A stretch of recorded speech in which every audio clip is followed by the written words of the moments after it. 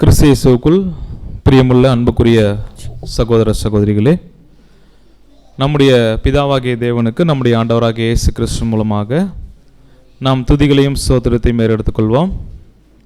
நாம் எழுந்து நின்று ஒரு பாடல் பாடி இந்த ஞாயிறு ஆராதனை நாம் ஆரம்பிக்கலாம். ஆராதனைக்கு ஆரம்பமாக பாடலின் 68 நானும் என் வீட்டாருமோ வென்றால் என்ற பாடலை நாம் எல்லோரும் சேர்ந்து பாடுவோம்.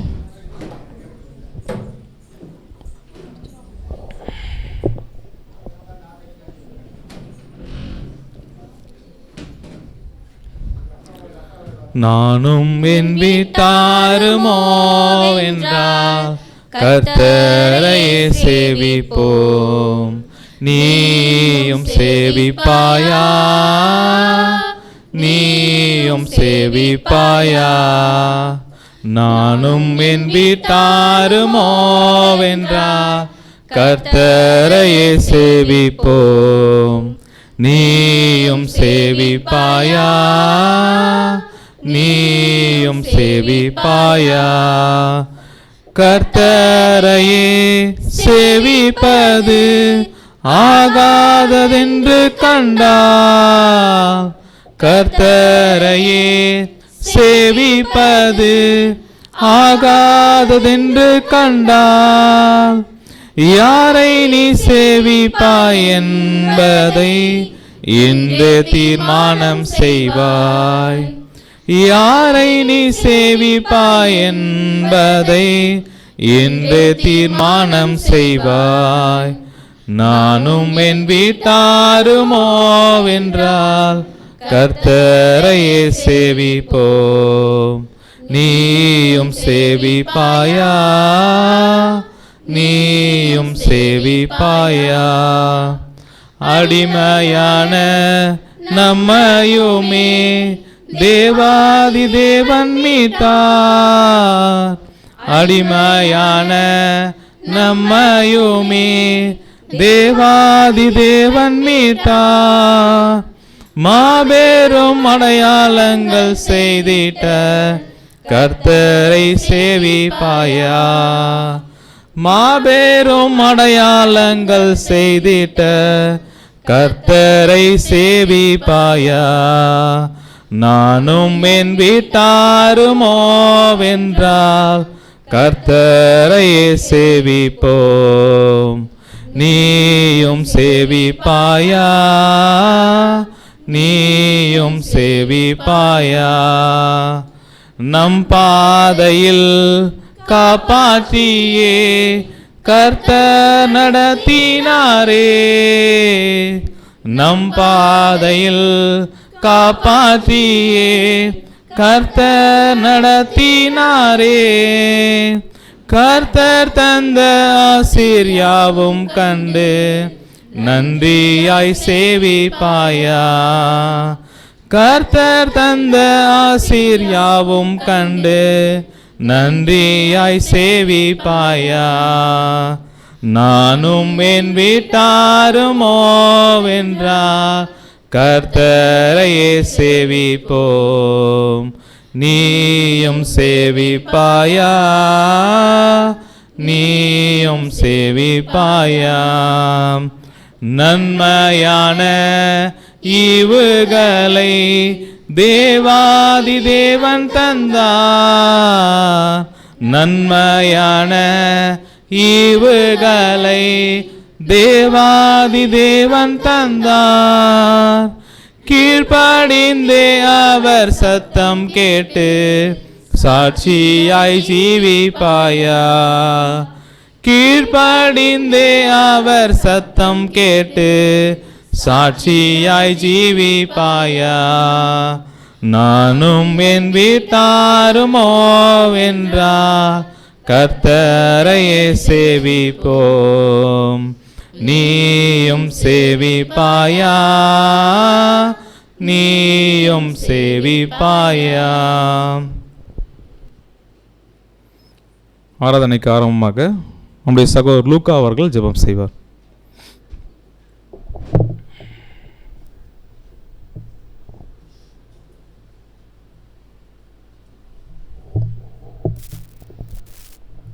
நாம் அனைவரும் ஜெபம் செய்வோம். பரலோகத்தில் இருக்கிற எங்கள் பரம தகப்பனே, இன்றைய நாளிலும் கூட சகோதர சகோதரோட கூட்டி சேர்த்து உம்முடைய ஜீவனுள்ள வார்த்தைகளை கேட்க செய்திட்ட மேலான கிருபைக்காக கிறிஸ்துவின் மூலமாக எண்ணிலடங்காத சுதிசுத்தனும் எண்ணிலடங்காத நன்றி மன்றாட்டுகளையும் இந்த நேரத்திலே எடுத்துக்கொள்கிறோம் தகப்பனே. இது அப்படியாக இன்றைய நாளிலும் கூட எங்களை ஆவிக்குரிய ஆகாரத்தை தந்து போஷிக்க வேண்டுமாய் கூட இந்த நேரத்தில் எடுத்துக்கொள்கிறோம். இது அப்படியாக தகப்பனே, நீர் முன்குறித்து எங்களை தெரிந்து கொண்டு இம்மட்டுமாய் கிறிஸ்துவை கொண்டு வழிநடத்து கொண்டு வருகிற மேலான கிருபைக்காக மீண்டுமாய் ஒரு முறை நன்றிகளை எடுத்துக்கொள்கிறோம் தகப்பனே. இது உம்முடைய பிரசன்னம் எங்கள் மத்தியில் அசைவாடத்தக்கதாகவும் அதை நாங்கள் சரியாக புரிந்து கொள்ளத்தக்கதாக உம்முடைய பரிசுத்தாவின் தந்து நீர்தாமை நேர்த்தியை வழிநடத்த வேண்டுமாய் கூட இந்த நேரத்தில் எடுத்துக்கொள்கிறோம். இது அப்படியாக கேட்டதும் கேட்க மறந்ததாகவும் எங்களுடைய சித்தம் அல்ல, உம்முடைய சித்தம் பரிபூர்ணமாய் எங்கள் வாழ்நாளில் நிறைவேறத்தக்கதாக நீர்தாமை பொறுப்பெடுத்து வழிநடத்த வேண்டுமாய் எங்கள் மீட்பெரும் இரட்சகரும் சகாயருமான இயேசு கிறிஸ்துவின் விலையேறப்பெற்ற நாமத்தினாலே சிறிய ஜபத்தை எடுத்துக்கொள்கிறோம். ஜபம் கேள் நல்ல பிதாவே, ஆமென்.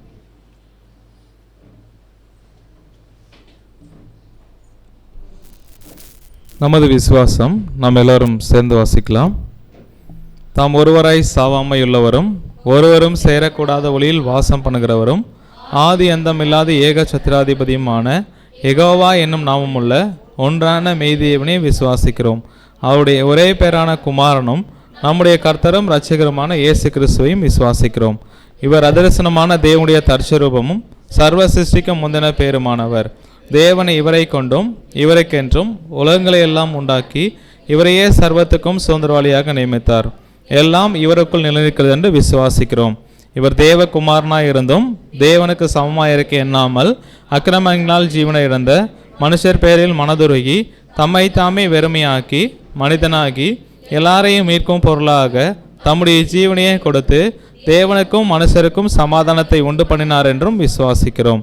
ஆதலால் தேவன் இவரை மறுத்தொழுந்து எழுப்பி தம்மை போல் குமாரனும் ஜீவனுடையவருக்கு அருள் செய்து எல்லாவற்றுக்கும் மேலாக உயர்த்தி தம்முடைய வல்லமையின் வலது பாரசில் வீற்றிருக்க செய்தார் என்றும் விசுவாசிக்கிறோம்.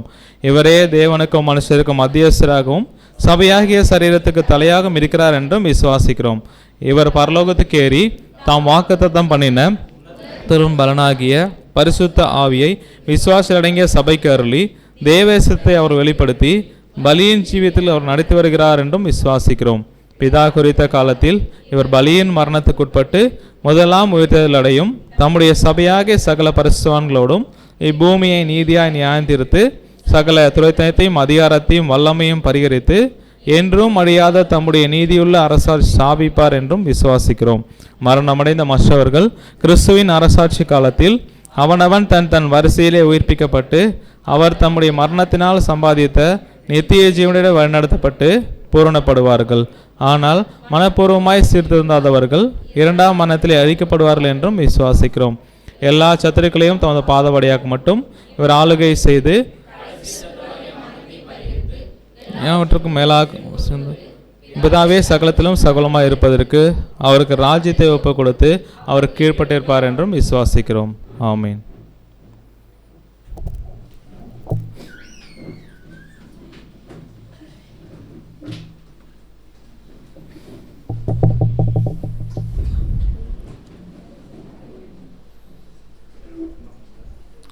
காலை தியானம் நம்முடைய சகோதரர் சுகுமார் அவர்கள் வாசிப்பார்.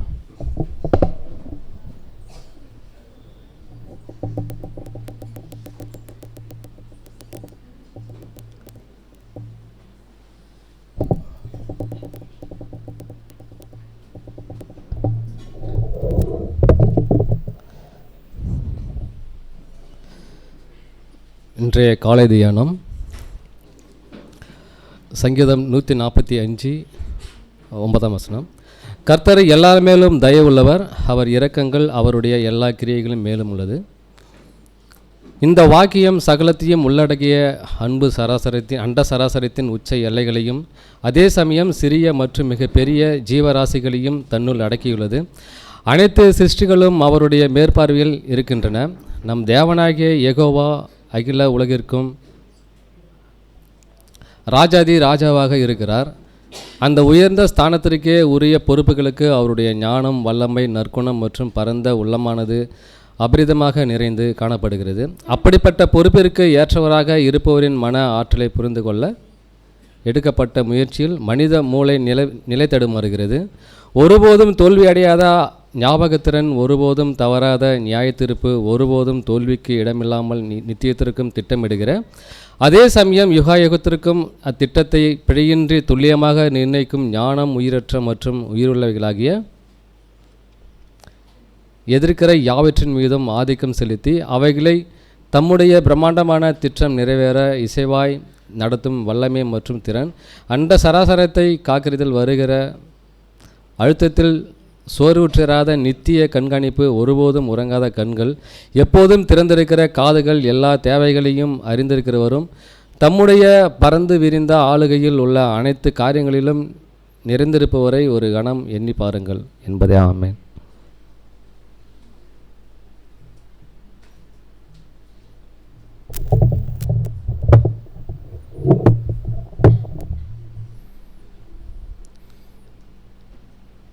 நாளுக்குரிய பரலோக மன்னாவை வாசிக்க கேட்போம். சகோதரர் சஞ்சய் அவர்கள் பரலோக மன்னாவை வாசிப்பார்.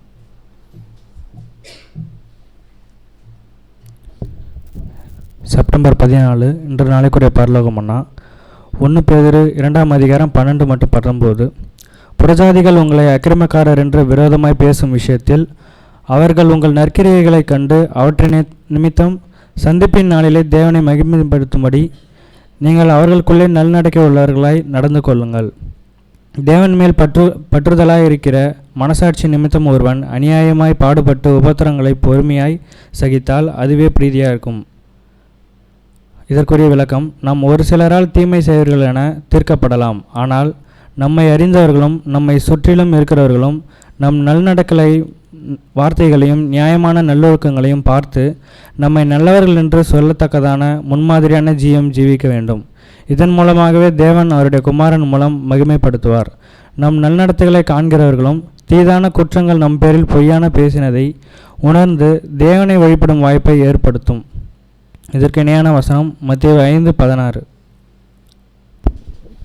மத்தேயு 5ஆம் அதிகாரம் 16ஆம் வசனம்: இவ்விதமாய் மனுஷர் உங்கள் நற்கிரியைகளைக் கண்டு பரலோகத்தில் இருக்கிற உங்கள் பிதாவை மகிமைப்படுத்தும்படி உங்கள் வெளிச்சம் அவர்கள் முன்பாக பிரகாசிக்க கடவது என்பதே. ஆமென்.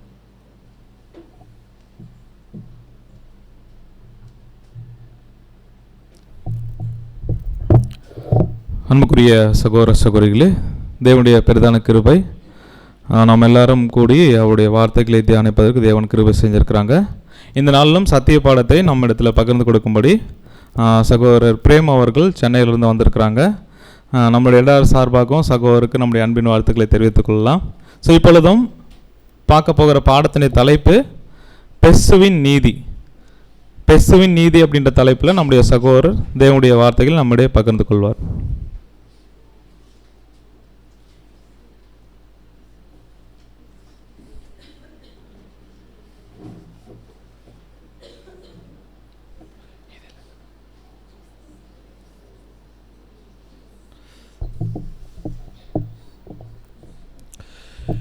கிறிஸ்துவுக்குள் மிக அன்பாக அழைக்கப்பட்டிருக்கிற சகோதர சகோதரிகளே, நம்மளுடைய பிதாவாகிய தேவனின் நாமத்தினாலும் கர்த்தராகிய இயேசு கிறிஸ்துவின் நாமத்தினாலும் கிருபையும் சமாதானமும் உண்டாவதாக என்ற வாழ்த்துதலோடு இந்த ஒரு வாய்ப்பை ஏற்படுத்தி கொடுத்த நம்மளுடைய பிதாவாகிய தேவனுக்கு கூட நான் கிறிஸ்துவின் மூலியமாக நன்றிகளையும் சோஸ்திரங்களையும் எடுத்துக்கொண்டு நான் சார்ந்திருக்கும் சென்னை எக்லீஷாவில் இருக்கும் ஒவ்வொரு அங்கத்தினருடைய அன்பின் வாழ்த்துக்களை கூட இங்கே பாண்டிச்சேரி எக்லீஷாவில் இருக்கும் ஒவ்வொரு அங்கத்தினருக்கும் தெரிவித்துக்கொண்டு இன்றைய பாடத்துக்குள்ளாக நாம் கடந்து செல்வோம். ஸோ பாடத்தோட தலைப்பு என்ன அப்படின்னு சொல்லிட்டு பார்த்தீங்கன்னா, பிரதர் சொன்ன மாதிரி பெஸ்துவின் நீதி, தி ஜஸ்டிஸ் ஆஃப் ஃபெஸ்டஸ் அப்படின்ற ஒரு பாடத்தை தான் என்ன பண்ண போகிறோம்னா இன்றைக்கி நம்ம பார்க்க போகிறோம். ஸோ இந்த ஒரு பாடம் எங்கேருந்து எடுக்கப்பட்டது அப்படின்னு சொல்லிட்டு பார்த்தீங்கன்னா 2008 ஹெரால்டு மேகசீன்லேருந்து இது என்னென்னா எடுக்கப்பட்டது அப்படின்னு சொல்லிட்டு நம்ம பார்க்குறோம். ஸோ யார் இந்த ஒரு பாடத்தை எழுதுனது அப்படின்னா நம்மளுடைய மூத்த சகோதரர் கால் ஹேகன்சிக் பிரதர் தான் என்ன பண்ணியிருக்காருன்னா எழுதியிருக்கிறாரு. ஸோ இதை குறித்து தான் இன்றைக்கி என்ன பண்ண போகிறோன்னா பார்க்க போகிறோம். ஆதார வசனத்தை வாசித்து இந்த ஒரு பாடத்துக்குள்ளே போகலாம். லூக்கா 16ஆம் அதிகாரம் 8ஆம் வசனம். லூக்கா 16ஆம் அதிகாரம் 8ஆம் வசனம். அநீதியுள்ள உக்கிரகாரன் புத்தியாய் செய்தான் என்று எஜமான் கண்டு அவனை மெச்சிக்கொண்டான்.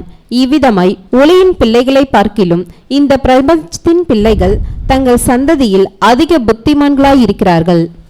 ஓகேங்களா. ஸோ எந்த ஒரு வசனத்தை பிரதர் கொடுக்குறார் அப்படின்னு சொல்லிட்டு பார்த்தோன்னா லூக்கா 16ஆம் அதிகாரத்தில் பார்த்தீங்கன்னா ஒரு ஓமை ஒன்று இருக்குது. ஓகேங்களா. முதல் வசனத்துலேருந்து பார்த்தீங்கன்னா ஒரு ஓமை இருக்கும்.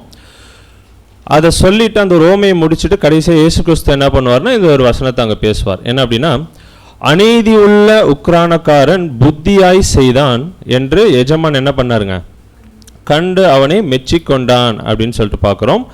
இவ்விதமாய் ஒளியின் பிள்ளைகளை பார்க்கிலும் இந்த பிரபஞ்சத்தின் பிள்ளைகள் எப்படி இருக்கிறாங்கன்னா அதிக புத்திமான்களாக அங்கே இருக்கிறாங்க அப்படின்னு சொல்லிட்டு என்ன பண்ணுறாருன்னா அங்கே இயேசு கிறிஸ்து அங்கே பேசுகிறார் அப்படின்னு சொல்லிட்டு பார்க்குறோம்.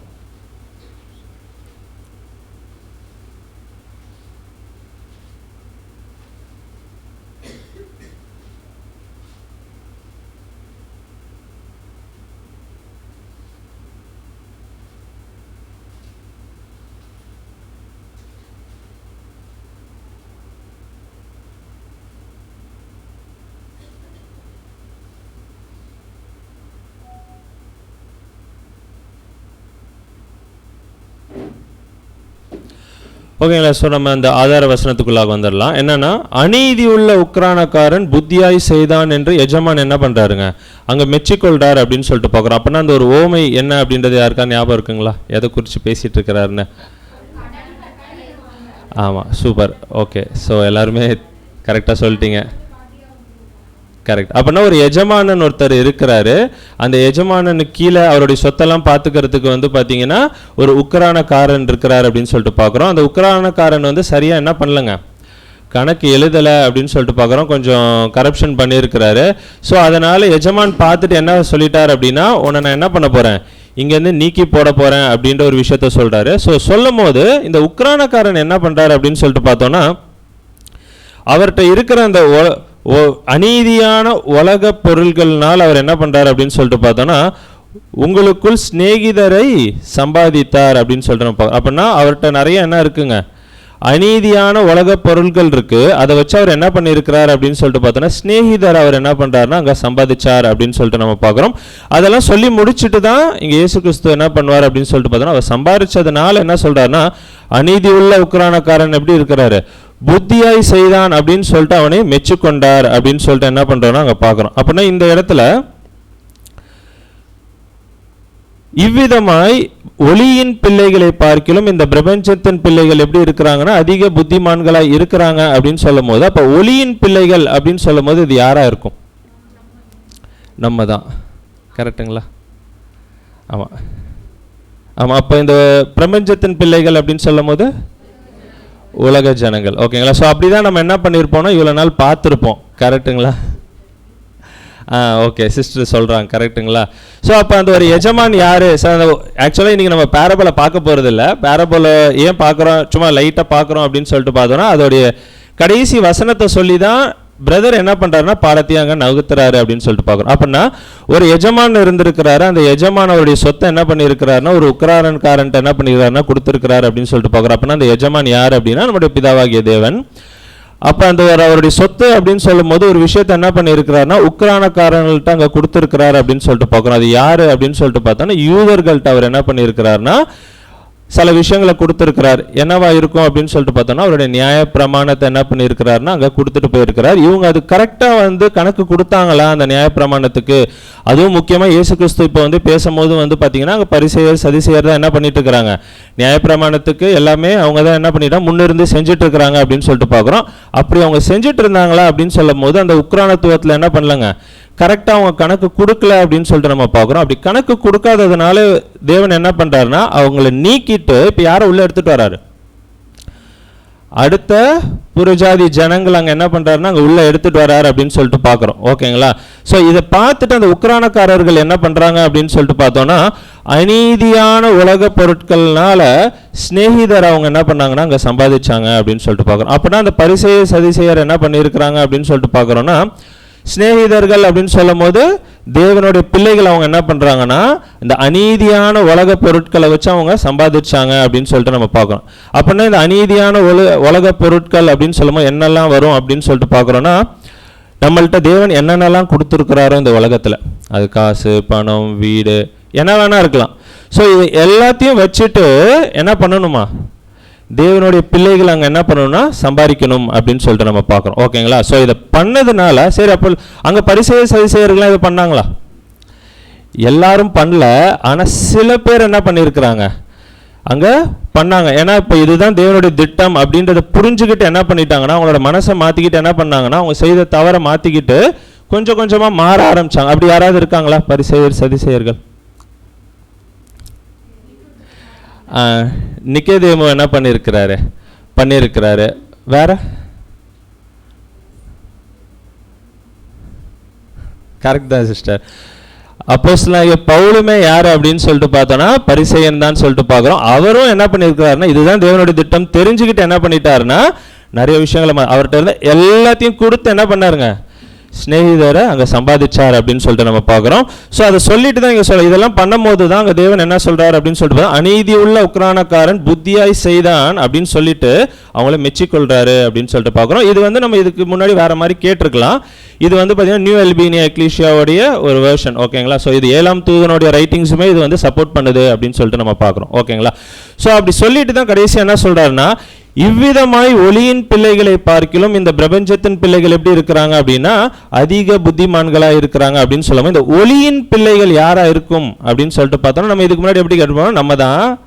ஸோ உலக ஜனங்களோட நம்ம எப்படி இருக்கிறோம், ரொம்ப புத்தியாக இருக்கிறோம் அப்படின்றது ஓகே அப்படி கேட்டிருப்போம். ஸோ அது பிரதர்ஸோடைய வேர்ஷன் எப்படி இருக்குது அப்படின்னு சொல்லிட்டு பார்த்தோம் அப்படின்னா, ஒளியின் பிள்ளைகள் யாரை குறிக்குது அப்படின்னு சொல்லிட்டு பார்த்தோன்னா யூத ஜனங்களே அங்கே குறிக்குது. அது எப்படி அவங்கள குறிக்கும் அப்படின்னு சொல்லிட்டு பார்த்தோன்னா, உலகமே இருட்டில் இருந்தது. கரெக்டுங்களா? தேவன் யாருன்னு தெரியாது, ஒன்றுமே தெரியாது, இருட்டில் இருந்தாங்க. ஆனால் யூத மக்களுக்கு மட்டும் என்ன இருந்ததுங்க, எல்லா விதமான விஷயங்களையுமே தேவன் அங்கே கொடுத்துருந்தார். ஸோ வெளிச்சத்தில் அவங்க இருந்தாங்கன்னு சொல்லிட்டு பார்க்குறோம். ஸோ அப்போ இந்த ஒளியின் பிள்ளைகள் இந்த யூதர்களை பார்க்கிலும் இந்த பரிசேயர் சதிசேயர் முக்கியமாக அவங்கள பார்க்கிலும் இப்போ யார் வந்து புத்தியாக இருக்கிறாங்க அப்படின்னு சொல்லிட்டு பார்த்தோன்னா, இந்த புறஜாதி ஜனங்கள், இந்த சுவிசேஷ யுகத்தில் வர ஜனங்கள். ஆக்சுவலாக வந்து பார்த்தீங்கன்னா இந்த ஒரு பேரபிள் எதை குறித்து மெயினாக பேசுது அப்படின்னா, ஒரு யுகத்துலேருந்து இன்னொரு யுகத்துக்கு டிரான்சிஷன் ஆகுறாங்கல்ல. ஸோ அந்த ஒரு விஷயத்தை குறித்து அங்கே என்னன்னா அங்கே இயேசு கிறிஸ்து பேசிகிட்டு இருக்கிறார். ஸோ அப்படி இங்கே வரும்போது இங்கே இருக்க பிள்ளைகள் எல்லாமே என்ன பண்ணுறாங்க, யூதர்களை பார்க்கிலும் இவங்க ரொம்ப புத்தியாக என்ன பண்ணிட்டு இருக்கிறாங்கன்னா எல்லா விஷயங்களையும் அங்கே பண்ணிட்டு இருக்கிறாங்க அப்படின்றது தான் அந்த ஓமையோடைய ஒரு கருப்பொருள் அப்படின்னு சொல்லிட்டு நம்ம பார்க்குறோம். ஓகேங்களா? ஸோ இந்த ஒரு வசனத்தை தான் பிரதர் அங்கே எடுத்துக்கிட்டு எப்படி சொல்கிறார் அப்படின்னு சொல்லிட்டு பார்த்தோன்னா, கரெக்டு, ஒளியின் பிள்ளைகள் அப்படின்னு சொல்லுவோம், சன்ஸ் ஆஃப் லைட் யூதர்கள் தான். ஆனால் இந்த யூதர்களை பார்க்கிலும் இந்த பிரபஞ்சத்தின் பிள்ளைகள்னு சொல்லும் போது இங்கிலீஷில் வந்து நம்ம பைபிளில் வாசிச்சோம் சன்ஸ் ஆஃப் திஸ் ஏஜ்னு வரும். ஓகேங்களா? இந்த பிரபஞ்சம்னு சொல்லும்போது இந்த உலகத்தின் பிள்ளைகள்னு எடுத்துக்காம அது இங்கிலீஷில் எப்படியா sons of this age. So அப்படின்னா இந்த காலப்பகுதியில் வாழ்ந்து கொண்டு இருக்கும் பிள்ளைகள், அதாவது இந்த சுவிசேஷ யுகத்தில் வாழ்ந்து கொண்டு இருக்கும் இந்த பிள்ளைகள் அப்படின்னு சொல்லிட்டு பார்க்குறோம். அவங்கள குறித்து அங்கே பேசிகிட்டு இருக்கிறாரு அப்படின்னு சொல்லிட்டு நம்ம பார்க்குறோம். ஸோ அப்படி வரும்போது சுவிசேஷ யுகத்தில் வாழ்ந்துட்டு இருந்ததுலேயே புறஜாதிகளும் சில பேர் இருந்திருப்பாங்கல்ல, அதுலேயுமே எப்படி இருந்திருக்கிறாங்க, ரொம்ப புத்திமான்களாக சில பேர் என்ன பண்ணியிருக்கிறாங்கன்னா அங்கே இருந்திருக்கிறாங்க அப்படின்னு சொல்லிட்டு என்ன பண்ணுறாருன்னா அங்கே பிரதர் அங்கே சொல்கிறார். ஓகேங்களா? ஸோ அப்போ புறஜாதிகள்னு சொல்லும் போது இங்கே யாரை குறித்து அங்கே எடுக்கிறார் அப்படின்னா, ரோம அங்கே ஒரு சாம்ராஜ்யம் இருந்தது, அது கீழே தான் இஸ்ரேல் ஜனங்கள் எல்லாருமே அடிமைகளாக இருந்தாங்கன்னு சொல்லிட்டு பார்க்குறோம். அதுலேயுமே ஒருத்தர் ரெண்டு பேர் எப்படி இருந்திருக்கிறாங்க, தேவனுக்கு பிரியமாக அங்கே ரொம்ப புத்திமான்களாக அங்கே இருந்திருக்கிறாங்க அப்படின்னு சொல்லிட்டு பார்க்குறோம். ஸோ அதில் இன்னைக்கு யாரை குறித்து தான் பிரதர் எழுதியிருக்கிறார் அப்படின்னு சொல்லணும்னா, பெஸ்து அப்படின்ற ஒருத்தரை குறித்து தான் என்ன பண்ணுறாருன்னா அங்கே எழுதுறார். அப்படின்னா இந்த பெஸ்து அப்படின்றவர் ஒளியின் பிள்ளைகளை பார்க்கிலும், அதாவது யூத ஜனங்களை பார்க்கிலும் இவர் எப்படி இருந்திருக்கிறாரு, ரொம்ப புத்திமானா அவர் அங்கே செயல்பட்டிருக்கிறார் அப்படின்னு சொல்லிட்டு பார்க்குறோம். அப்படின்னா இவர் எந்த ஒரு பொசிஷனில் இருந்தார் அப்படின்னு சொல்லிட்டு பார்த்தோம் அப்படின்னா, ஆமாம், ஸ்தானாதிபதியாக இருந்தார் அப்படின்னு சொல்லிட்டு கூட நம்ம என்ன பண்ணோம்னா பார்ப்போம். அப்படின்னா இவங்களோட அந்த ரோமன்ஸோடைய அந்த லாஸ், அந்த ஒரு ஜுடிஷியரி சிஸ்டம்லாம் சொல்லுவோம்ல, அதான் நீதித்துறை, இதெல்லாம் எப்படி வந்து அவங்க உருவாக்கப்பட்டது, எப்பயிலேருந்து வந்திருக்கும் அப்படின்னு சொல்லிட்டு பார்த்தோன்னா பிரதர் என்ன சொல்கிறாருன்னா 449 BC, அதாவது கிறிஸ்துவுக்கு முன்னாடி 449 BC, அதாவது கிரேக்க ராஜ்யம் முடிஞ்சு ரோம ராஜ்யம் ஸ்டார்ட் ஆகுதுல்ல, அப்போலேருந்தே இவங்களுடைய அந்த ஒரு நீதித்துறை என்ன பண்ணுறாங்க, கொஞ்சம் கொஞ்சமாக அந்த ஒரு லாஸ் எல்லாத்தையும் ரூல்ஸ் ரெகுலேஷன்ஸாக கொஞ்சம் கொஞ்சமாக செட் பண்ணிக்கிட்டே என்ன பண்ணுறாங்கன்னா அங்கே வராங்க அப்படின்னு சொல்லிட்டு பார்க்குறோம். இது எது வரைக்கும் போயிருக்கு அப்படின்னு சொன்னால் 530, நம்ம 539 கூட எதுக்கு சொல்லுவோம், இரண்டாம் உலகத்துடைய ஸ்டார்டிங் கரெக்டு 1606. ஸோ அது வரைக்குமே இவங்களோட லாஸ் எல்லாம் என்ன பண்ணியிருக்கிறாங்க, கொஞ்சம் கொஞ்சமாக சீர்படுத்திக்கிட்டே அங்கே வந்திருக்கிறாங்க அப்படின்னு சொல்லிட்டு பார்க்குறோம். அப்போ இயேசு கிறிஸ்துவோடைய காலப்பகுதியில் ஏறக்குறைய ஒரு 500 வருஷம் ஆயிடுது இவங்க சீர்படுத்த ஆரம்பிச்சு. ஓகேங்களா? ஸோ இது வந்து அதுக்கப்புறம் வந்த நிறைய உலகத்தில் இருக்க அந்த ஜனங்களுக்கு இல்லை நிறைய ஊர்களுக்கு எப்படி இருந்திருக்குன்னா இது ஒரு பேஸாக இருந்திருக்கு இவங்களோட லாஸ். இவங்களுடைய அந்த ஜுடிஷியரி சிஸ்டம். அப்புறம் இவங்க எங்கேருந்து எடுத்திருப்பாங்க அப்படின்னு சொல்லிட்டு பார்த்தா இவங்களும் எங்கேருந்து எடுத்திருக்கிறாங்க நிறைய விஷயத்த நியாயப்பிரமாணத்திலேருந்து தான் இவங்களுமே என்ன பண்ணியிருக்கிறாங்கன்னா எடுத்திருக்கிறாங்க அப்படின்னு சொல்லிட்டு நம்ம பார்க்குறோம். நம்ம கூட இந்தியன் பீனல் கோட்லாம் பார்ப்போம்ல, பிரிட்டிஷ்லேருந்து வந்து, ஆனால் பிரிட்டிஷ் எங்கேருந்து எடுத்திருப்பாங்க அப்படின்னு சொல்லிட்டுலாம் பார்க்கும்போது நியாயப்பிரமாணத்துலேருந்து எடுத்திருக்கலாம் அப்படின்லாம் பார்ப்போம். ஸோ அதேமாரி ரோமன்ஸோடைய இந்த ஒரு லாஸ் வந்து ரொம்ப ஃபவுண்டேஷனாக ரொம்ப பேஸாக இருந்திருக்கு நிறையா விஷயத்துக்கு, நிறையா ஊர்களுக்கு இது ஒரு எக்ஸாம்பிளாக இருந்திருக்கு அப்படின்னு சொல்லிட்டு பார்க்குறோம். ஏன்னா அவ்வளோ பர்ஃபெக்டாக அவங்க என்ன பண்ணுவாங்கன்னா சில விஷயங்கள் அங்கே செய்வாங்க அப்படின்னு சொல்லிட்டு நம்ம பார்க்குறோம். அவங்களுமே எங்கேருந்து எடுத்திருக்கலாம் அப்படின்னா நியாயப்பிரமாணத்துலேருந்து எடுத்திருக்கலாம் அப்படின்னு சொல்லிட்டு பார்க்குறோம். ஸோ இதில் ஒருத்தர் தான் யார் அப்படின்னா பெஸ்து, அந்த ரோம அந்த ஒரு குடியுரிமை உள்ளவர் என்ன பண்ணுறாருன்னா அந்த ஒரு ரோம சாம்ராஜ்யத்தில் ஒரு வேலை பார்த்துட்டு இருக்கிறார். அவருடைய ஒரு பொசிஷனோட பேர் என்ன அப்படின்னு சொல்லிட்டு பார்த்தோன்னா பிரேட்டஸ் அப்படின்னு சொல்லிட்டு நம்ம பார்க்குறோம். ஓகேங்களா, நம்ம தமிழில் சிஸ்டர் சொன்ன மாதிரி ஸ்தானாதிபதி அப்படின்ட்டு இருக்கோம். ஸோ இந்த ஒரு பிரேட்டஸ் அப்படின்ற ஒரு வார்த்தையோடைய அர்த்தம் இல்லைன்னா இந்த ஒரு பொசிஷனுக்கு என்ன வேலை அப்படின்னு சொல்லிட்டு பார்த்தோன்னா ரெண்டு விஷயங்கள் சொல்கிறார் பிரதர். என்ன அப்படின்னு சொல்லிட்டு பார்த்தோன்னா, ஒன்று அவர் வந்து ஒரு இராணுவ தளபதியாக அங்கே இருப்பார் அப்படின்னு சொல்லிட்டு நம்ம பார்க்குறோம். ஓகேங்களா, அப்புறம் இன்னொன்று என்ன அப்படின்னு சொல்லிட்டு பார்த்தோம் அப்படின்னா தேர்ந்தெடுக்கப்பட்ட ஒரு நீதிபதி, எலெக்டட் மேஜிஸ்ட்ரேட் அப்படின்னு சொல்லிட்டு பார்க்குறோம். ஓகேங்களா, அப்போ இந்த ரெண்டு வேலையுமே யார் பண்ணுறா? பெஸ்து என்ன பண்ணுறாருன்னா அங்கே பண்ணுறாரு அப்படின்னு சொல்லிட்டு நம்ம பார்க்குறோம். ஸோ அப்போ இவர் வந்து ஒரு தேர்ந்தெடுக்கப்பட்டிருக்கிறாரு, ஒரு ஜட்ஜாக ஒரு மெஜிஸ்ட்ரேட்டாக என்ன பண்ணியிருக்கிறாருங்க, எல்லாம் ஒரு கமிட்டியில் தேர்ந்தெடுக்கப்பட்டு அங்கே ஒரு பொசிஷனுக்கு அங்கே வந்திருக்கிறாரு அப்படின்னு சொல்லிட்டு பார்க்குறோம். இவர் இந்த பொசிஷனுக்கு வரத்துக்கு முன்னாடி அதே பொசிஷனில் யார் இருந்தா அப்படின்றத பார்த்தோன்னா, ஆமாம், ஃபெலிக்ஸ் என்ன பண்ணியிருக்கிறாருன்னா அங்கே இருந்திருக்கிறார் அப்படின்னு சொல்லிட்டு நம்ம பார்க்குறோம். ஓகேங்களா, இதே ஒரு பொசிஷனில் இதே நிலைமையில் என்ன பண்ணியிருக்கிறாருன்னா அவருமே அங்கே ராஜ்யபாரம் அங்கே பண்ணிட்டு இருந்திருக்கிறார் அப்படின்னு சொல்லிட்டு பார்க்குறோம். ஆனால் அவர் மேலே என்ன ஆயிடுச்சுங்க, நிறைய கரப்ஷன் கேசஸில் அவர் என்ன பண்ணியிருக்கிறாருன்னா அங்கே மாட்டியிருக்கிறார் அப்படின்னு சொல்லிட்டு பார்க்குறோம். ஸோ அதனால தான் அவரை தள்ளிட்டு பெஸ்து என்ன பண்ணுறாங்க அப்படின்னு சொல்லிட்டு பார்த்தோன்னா அங்கே உள்ளே எடுத்துகிட்டு வந்து அங்கே வைக்கிறாங்க. ஏன் அப்படின்னு சொல்லிட்டு பார்த்தோன்னா பெஸ்து அவ்வளோ நேர்மை உள்ளவராக என்ன பண்ணியிருக்கிறாருன்னா அங்கே இருந்திருக்கிறார் அப்படின்னு சொல்லிட்டு நம்ம பார்க்குறோம். அதனால் அவரை பதவி நீக்கம் செஞ்சுட்டு இவர் அங்கே என்ன பண்ணுறாங்க அப்படின்னு சொல்லிட்டு பார்த்தோன்னா உள்ள அங்கே எடுத்துகிட்டு வராங்க அப்படின்னு சொல்லிட்டு பார்க்குறோம். படிச்சிடலாம் பாருங்கள், அப்போஸ்தலர் 24 அதிகாரம் 26 அப்போஸ்தலர் 24 26 மேலும் அவன் பவுலை விடுதலை பண்ணும்படி தனக்கு அவன் பணம் கொடுப்பான் என்று நம்பிக்கை உள்ளவனாயிருந்தான். அது நிமித்தம் அவன் அநேக தரம் அவனை அழைத்து அவனுடனே பேசினான். அப்படின்னா ஃபெலிக்ஸை பற்றி அங்கே பேசிட்டு இருக்கிறார். இன்னைக்கு ஃபுல்லாகவே வந்து பார்த்தீங்கன்னா அப்போஸ்தலர் 24, 25, 26 அதை தான் வந்து என்ன பண்ண போகிறோன்னா பார்க்க போகிறோம் ஷார்ட்டாக. ஓகேங்களா, ஸோ அப்போ இதில் என்ன தெரியுது அப்படின்னு சொல்லிட்டு பார்த்தோன்னா ஃபெலிக்ஸ் என்ன பண்ணியிருக்கிறார் அப்படின்னு சொல்லிட்டு பார்த்தோம் நிறைய கரப்ஷன் கேஸில் அங்கே மாட்டியிருக்கிறார் அப்படின்னு சொல்லிட்டு பார்க்குறோம். அதை வேதாகமத்திலே வந்து பார்த்தீங்கன்னா ஒரு ப்ரூஃப் இருக்குது. என்ன அப்படின்னா பவுல் என்ன பண்ணியிருக்கிறாருங்கன்னா யூத மக்கள் என்ன பண்ணியிருக்கிறாங்கன்னா அங்கே எடுத்துகிட்டு வந்து ஃபெலிக்ஸ் கையில் கொடுத்துருக்கிறார். ஓகேங்களா, அவர் கவர்னர் மாதிரி கூட சொல்லுவாங்க. ஓகேங்களா, கவர்னர்கிட்ட கொடுத்துருக்கிறார் அப்படின்னு சொல்லும் போது அந்த கேஸ் இவர் என்ன பண்ணலன்னா சரியாக என்ன பண்ணலங்க, விசாரிக்கவே இல்லை. ஓகேங்களா, ஏறக்குறைய ஒரு 2 வருஷமாக என்ன பண்ணியிருக்கிறாரு, அந்த கேஸை இழுத்துக்கிட்டே இருந்திருக்கிறாரு. அதில் நிறைய வாட்டி என்ன பண்ணியிருக்கிறாரு அப்படின்னு சொல்லிட்டு பார்த்தோன்னா நேரில் போய் என்ன பண்ணுவாராம், பவுல்கிட்ட போய் பார்த்துட்டு வருவாராம். எதுக்கு அப்படின்னு சொல்லிட்டு பார்த்தோன்னா காசு அவர் தருவாரா அப்படின்றதுக்காகவே இவர் என்ன பண்ணியிருக்கிறார் அப்படின்னு சொல்லிட்டு பார்த்தா நேரில் போயிட்டு என்ன பண்ணுறது, அடிக்கடி போய் பார்த்துட்டா பவுல்கிட்ட நடக்குமா? ஓகேங்களா, ஸோ ஆனால் இவர் என்ன பண்ணியிருக்கிறாரு, அந்த மாதிரி எதிர்பார்த்துருக்கிறார். ஸோ இதனாலேயே நம்மளுக்கு நல்லா வேதத்திலேயே ஒரு ஆதாரம் இருக்குது. என்ன அப்படின்னு சொல்லிட்டு பார்த்தோன்னா அவர் நிறையா கரப்ஷன் கேஸில் மாட்டியிருக்கலாம் அப்படின்னு சொல்லிட்டு பார்க்குறோம். இன்னொன்று வந்து ஹிஸ்ட்ரியிலேருந்தே பார்க்குறோம். பிரதர் சொல்கிறார் என்ன அப்படின்னு சொல்லிட்டு பார்த்தோன்னா அக்ரிப்பா 2 அப்படின்னு ஒரு ராஜா ஏரோது இருந்திருக்கிறார். ஓகேங்களா, அக்ரிப்பா 2 அப்படின்ற ஒரு ஏரோது இருந்திருக்கிறாரு. இவருடைய பேக்ரவுண்டை போய் பார்த்தோம் அப்படின்னு சொல்லிட்டு பார்த்தோன்னா இவர் வந்து ஒரு யூத குடும்பத்திலேருந்து என்ன பண்ணுறாருன்னா அங்கே வரார். அவங்களுடைய பாட்டி பேர் என்ன அப்படின்னு சொல்லிட்டு பார்த்தோன்னா மரியாம் அப்படின்னு சொல்லிட்டு பார்க்குறோம். ஓகேங்களா, ஒரு யூத குடும்பத்திலேருந்து வந்தவர். ஸோ யூத கல்ச்சரு அந்த ஒரு விஷயங்கள் எல்லாமே அவருக்கு என்னங்க நல்லாவே தெரியும் அப்படின்னு சொல்லிட்டு பார்க்குறோம். இவர் மேலேயும் ஒரு கேஸ் போட்டிருக்கிறாங்க. ஓகேங்களா, என்ன ஒரு கேஸ் அப்படின்னு சொல்லிட்டு பார்த்தோன்னா இங்கே இந்த ஒரு ஃபோட்டோவில் நம்ம பார்க்கும்போது இது வந்து பார்த்தீங்கன்னா அவருடைய அரண்மனை. ஓகேங்களா, ஸோ ஆஸ்மோனியன் பேலஸ் அப்படின்னு கொடுத்துருக்குறாங்க. ஸோ இது வந்து அவருடைய அரண்மனை. இது பக்கத்தில் எது இருக்குதுங்க, யூதர்களுடைய தேவாலயம் அங்கே இருக்குது அப்படின்னு சொல்லிட்டு பார்க்குறோம். ஸோ ஆனால் இந்த ஏரோது என்ன பண்ணிட்டார் அப்படின்னு சொல்லிட்டு பார்த்தோன்னா இந்த தேவாலயத்தோட இவரோட அரண்மனையை கொஞ்சம் உயர்த்தி என்ன பண்ணியிருக்கிறாரு, அங்கே கட்டி வச்சிருக்கிறார் அப்படின்னு சொல்லிட்டு பார்க்குறோம். ஏன் அவர் கட்டி இருக்கிறார் அப்படின்னா இங்கே ஆலயத்தில் என்னென்ன நடக்குது அப்படின்னு சொல்லிட்டு என்ன பண்ணோம் பார்க்கறதுக்காக. ஆக்சுவலாக தேவன் கொடுக்கும் போதே அது எவ்வளோ அடி கொடுப்பாருங்க, காம்பவுண்ட் வால் 5 முழம் 7 அடி கிட்ட இருக்கும், கரெக்டுங்களா? ஏன்னா யாரும் உள்ளே பார்க்கக்கூடாது அப்படின்னு சொல்லிட்டு. ஆனால் இவர் என்ன பண்ணியிருக்காரு, அரண்மனையே கொஞ்சம் எல்லாம் ஹைட்டாக கட்டி உள்ளே என்ன நடக்குது அப்படின்றதெல்லாம் பார்க்கறதுக்காக இவர் என்ன பண்ணியிருக்காருன்னா அங்கே கட்டிட்டு அந்த மாதிரி வேலைகள்லாம் பண்ணியிருக்கிறார் அப்படின்னு சொல்லிட்டு பார்க்குறோம். ஸோ அப்படி இருக்கும்போது வேலை பார்த்துட்டு இருந்த ஆசாரியர்கள், தேவாலயத்தில் வேலை பார்த்துட்டு இருந்த ஆசாரியர்கள் எல்லாமே என்ன பண்ணியிருக்கிறாங்கன்னா போய் கம்ப்ளைண்ட் பண்ணியிருக்கிறாங்க, இந்த மாரி ஒரு தப்பு பண்ணிட்டு இருக்கிறாரு அப்படின்னு சொல்லிட்டு. ஸோ அப்படி கம்ப்ளைண்ட் பண்ணும்போது என்ன பண்ணியிருக்கிறாங்க அப்படின்னு சொல்லிட்டு இந்த கேஸ் யார்கிட்ட தான் போவோம்?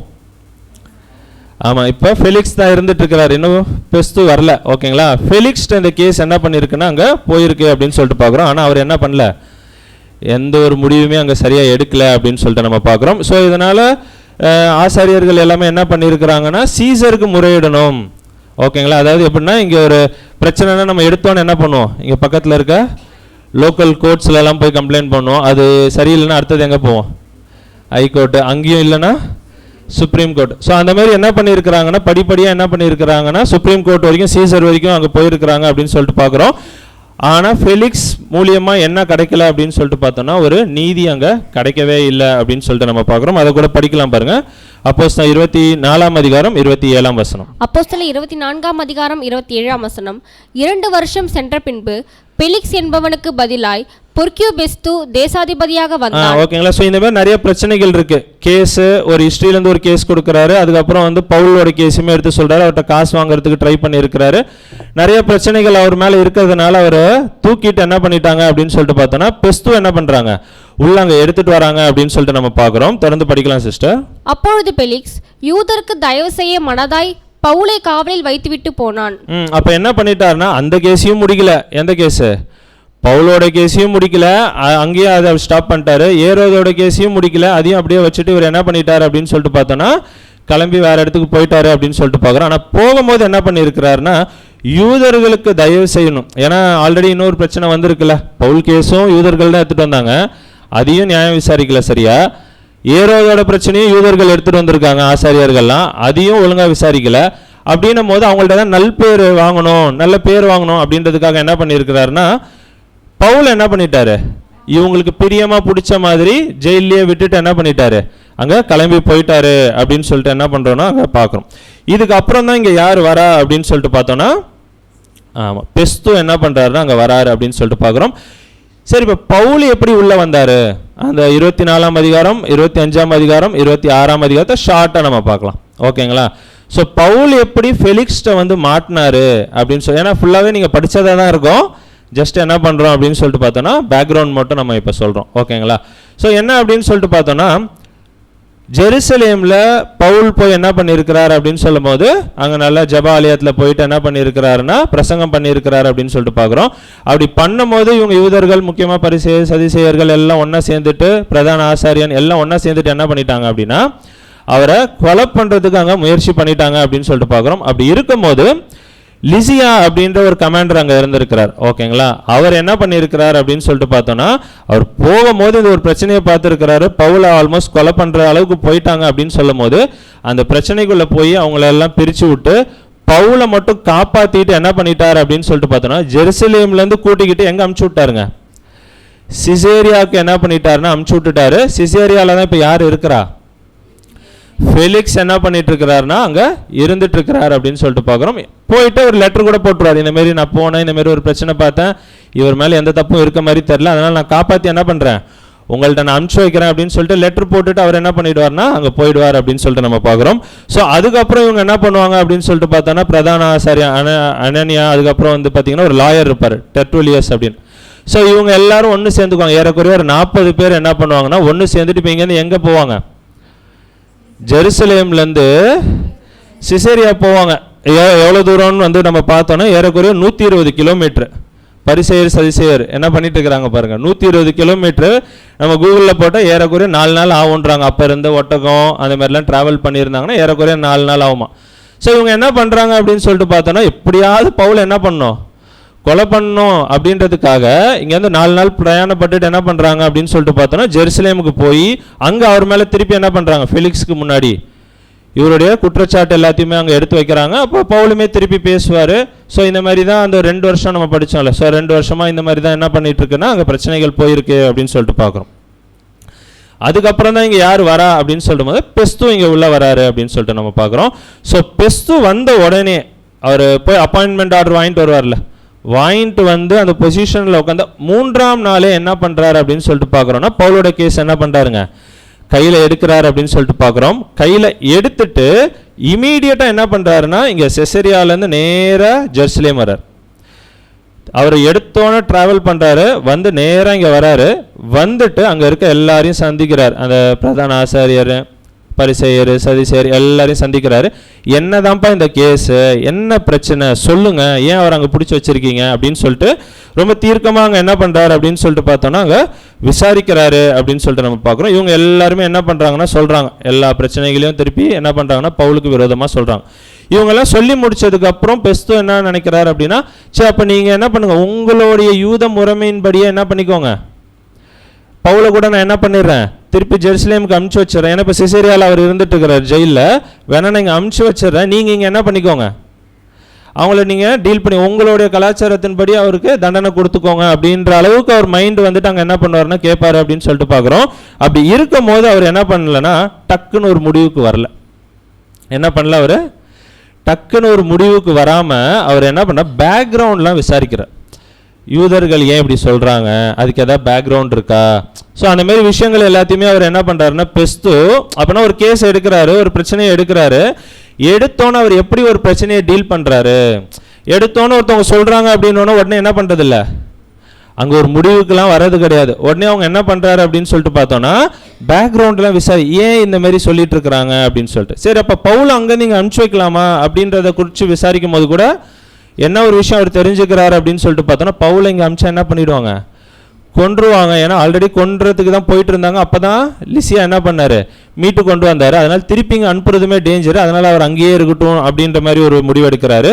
ஸோ இதெல்லாமே நடக்குது. அதுக்கப்புறம் இவர் என்ன பண்ணிட்டாருன்னா ஒரு 8லேருந்து 10 நாள் இருக்கும், ஓகேங்களா, ஒரு வசனம் இருக்குது. 8லேருந்து 10 நாள் கழிச்சு பெஸ்து என்ன பண்ணிடுறாருன்னா திருப்பி ஜெருசலேம்லேருந்து எங்கே போயிடுறாரு, சிசேரியா அவருடைய ஊருக்கே என்ன பண்ணிடுறாருன்னா ஃபுல்லாக பேக்ரவுண்ட் எல்லாம் விசாரிக்கிறாரு. அந்த ஒரு வாரம் இருந்து எல்லாம் விசாரிச்சுட்டு திருப்பி எங்கே போயிடுறாரு அப்படின்னு சொல்லிட்டு பார்த்தோன்னா சிசேரியாவுக்கு அங்கே போயிடுறாரு அப்படின்னு சொல்லிட்டு நம்ம பார்க்குறோம்.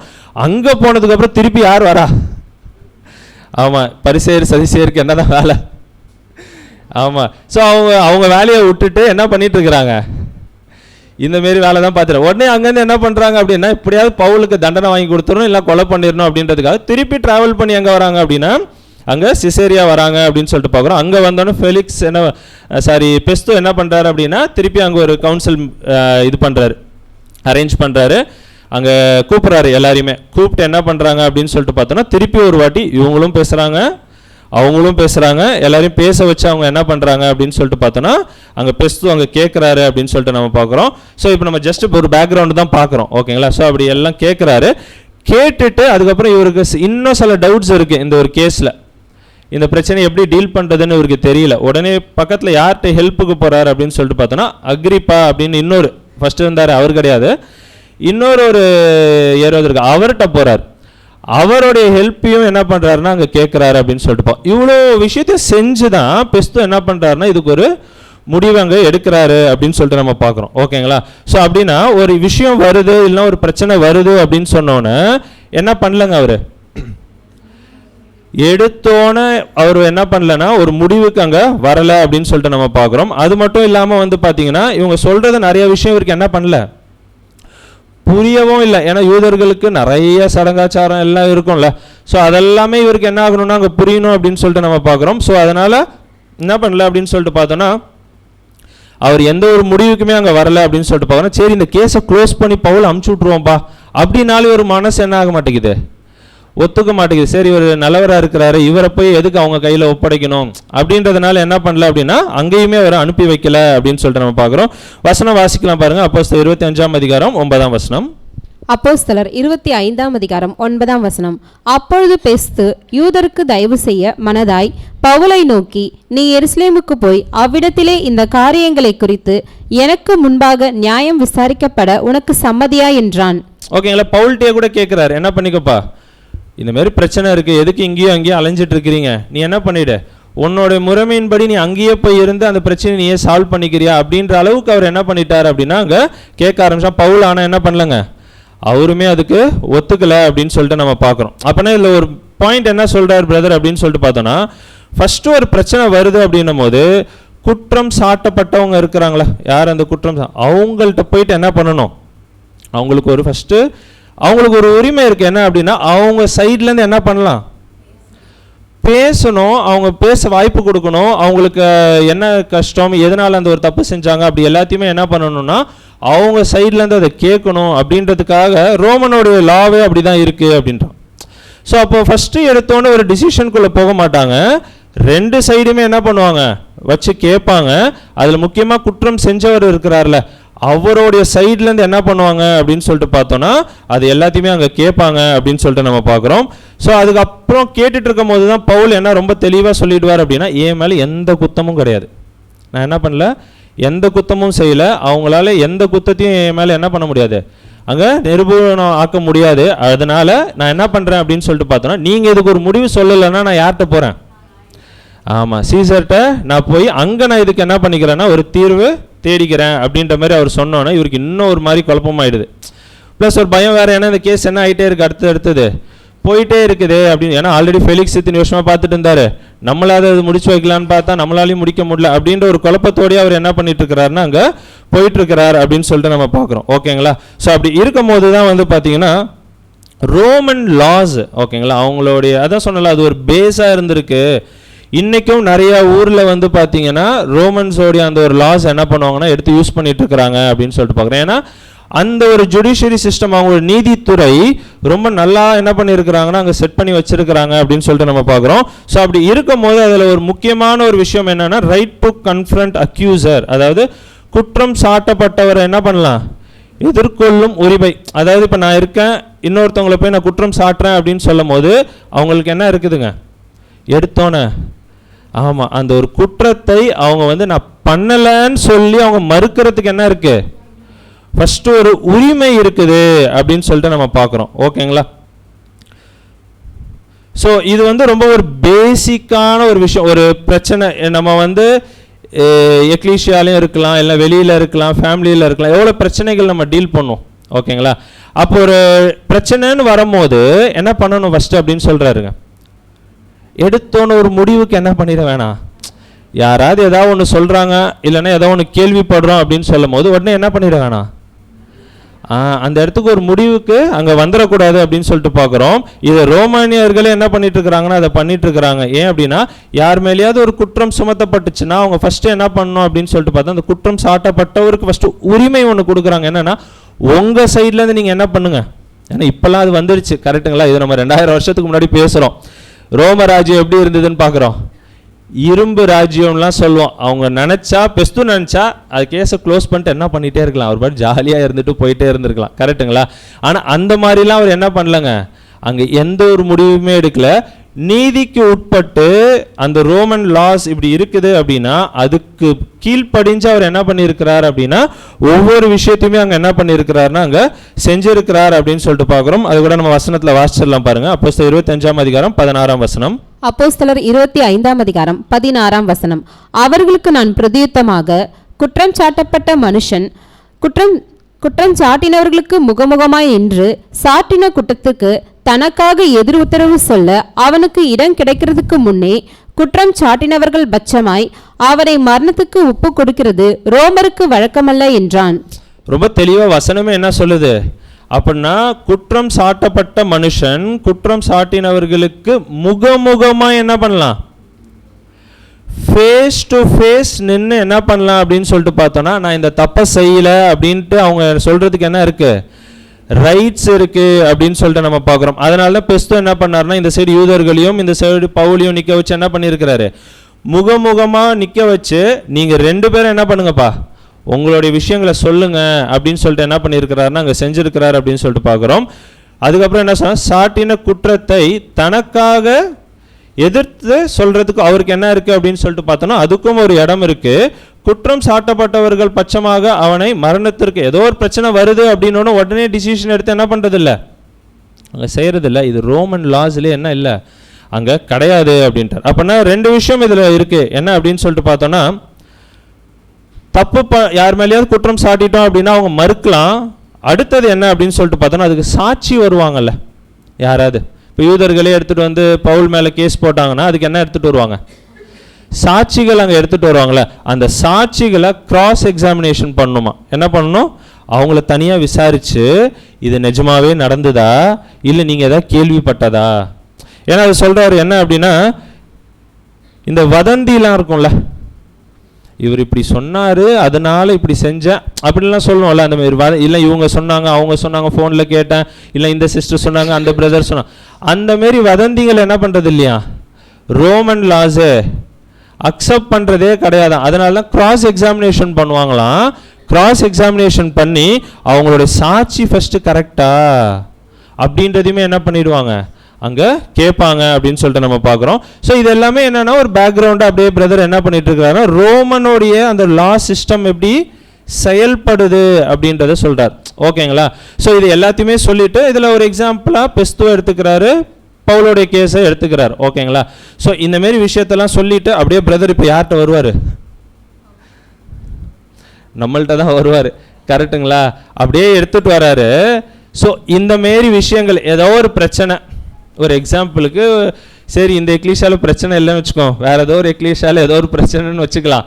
ஒரு பிரச்சனைன்னு வந்தோடனே நம்மளுடைய மைண்ட் எப்படி இருக்கும்? ஒரு விஷயத்தை கேட்குறோன்னு வச்சுக்கோங்க, ஒருத்தவங்க யாரோ ஃபோன் பண்ணுறாங்கன்னு வச்சுக்கோங்க, பிரதர் இந்த மாதிரி இல்லை சிஸ்டர் இந்த மாதிரி அப்படின்னு கேட்கும்போது நம்மளுக்கு எப்படி தோணும்? அவங்கள அதுக்கப்புறம் எப்படி பார்ப்போம்?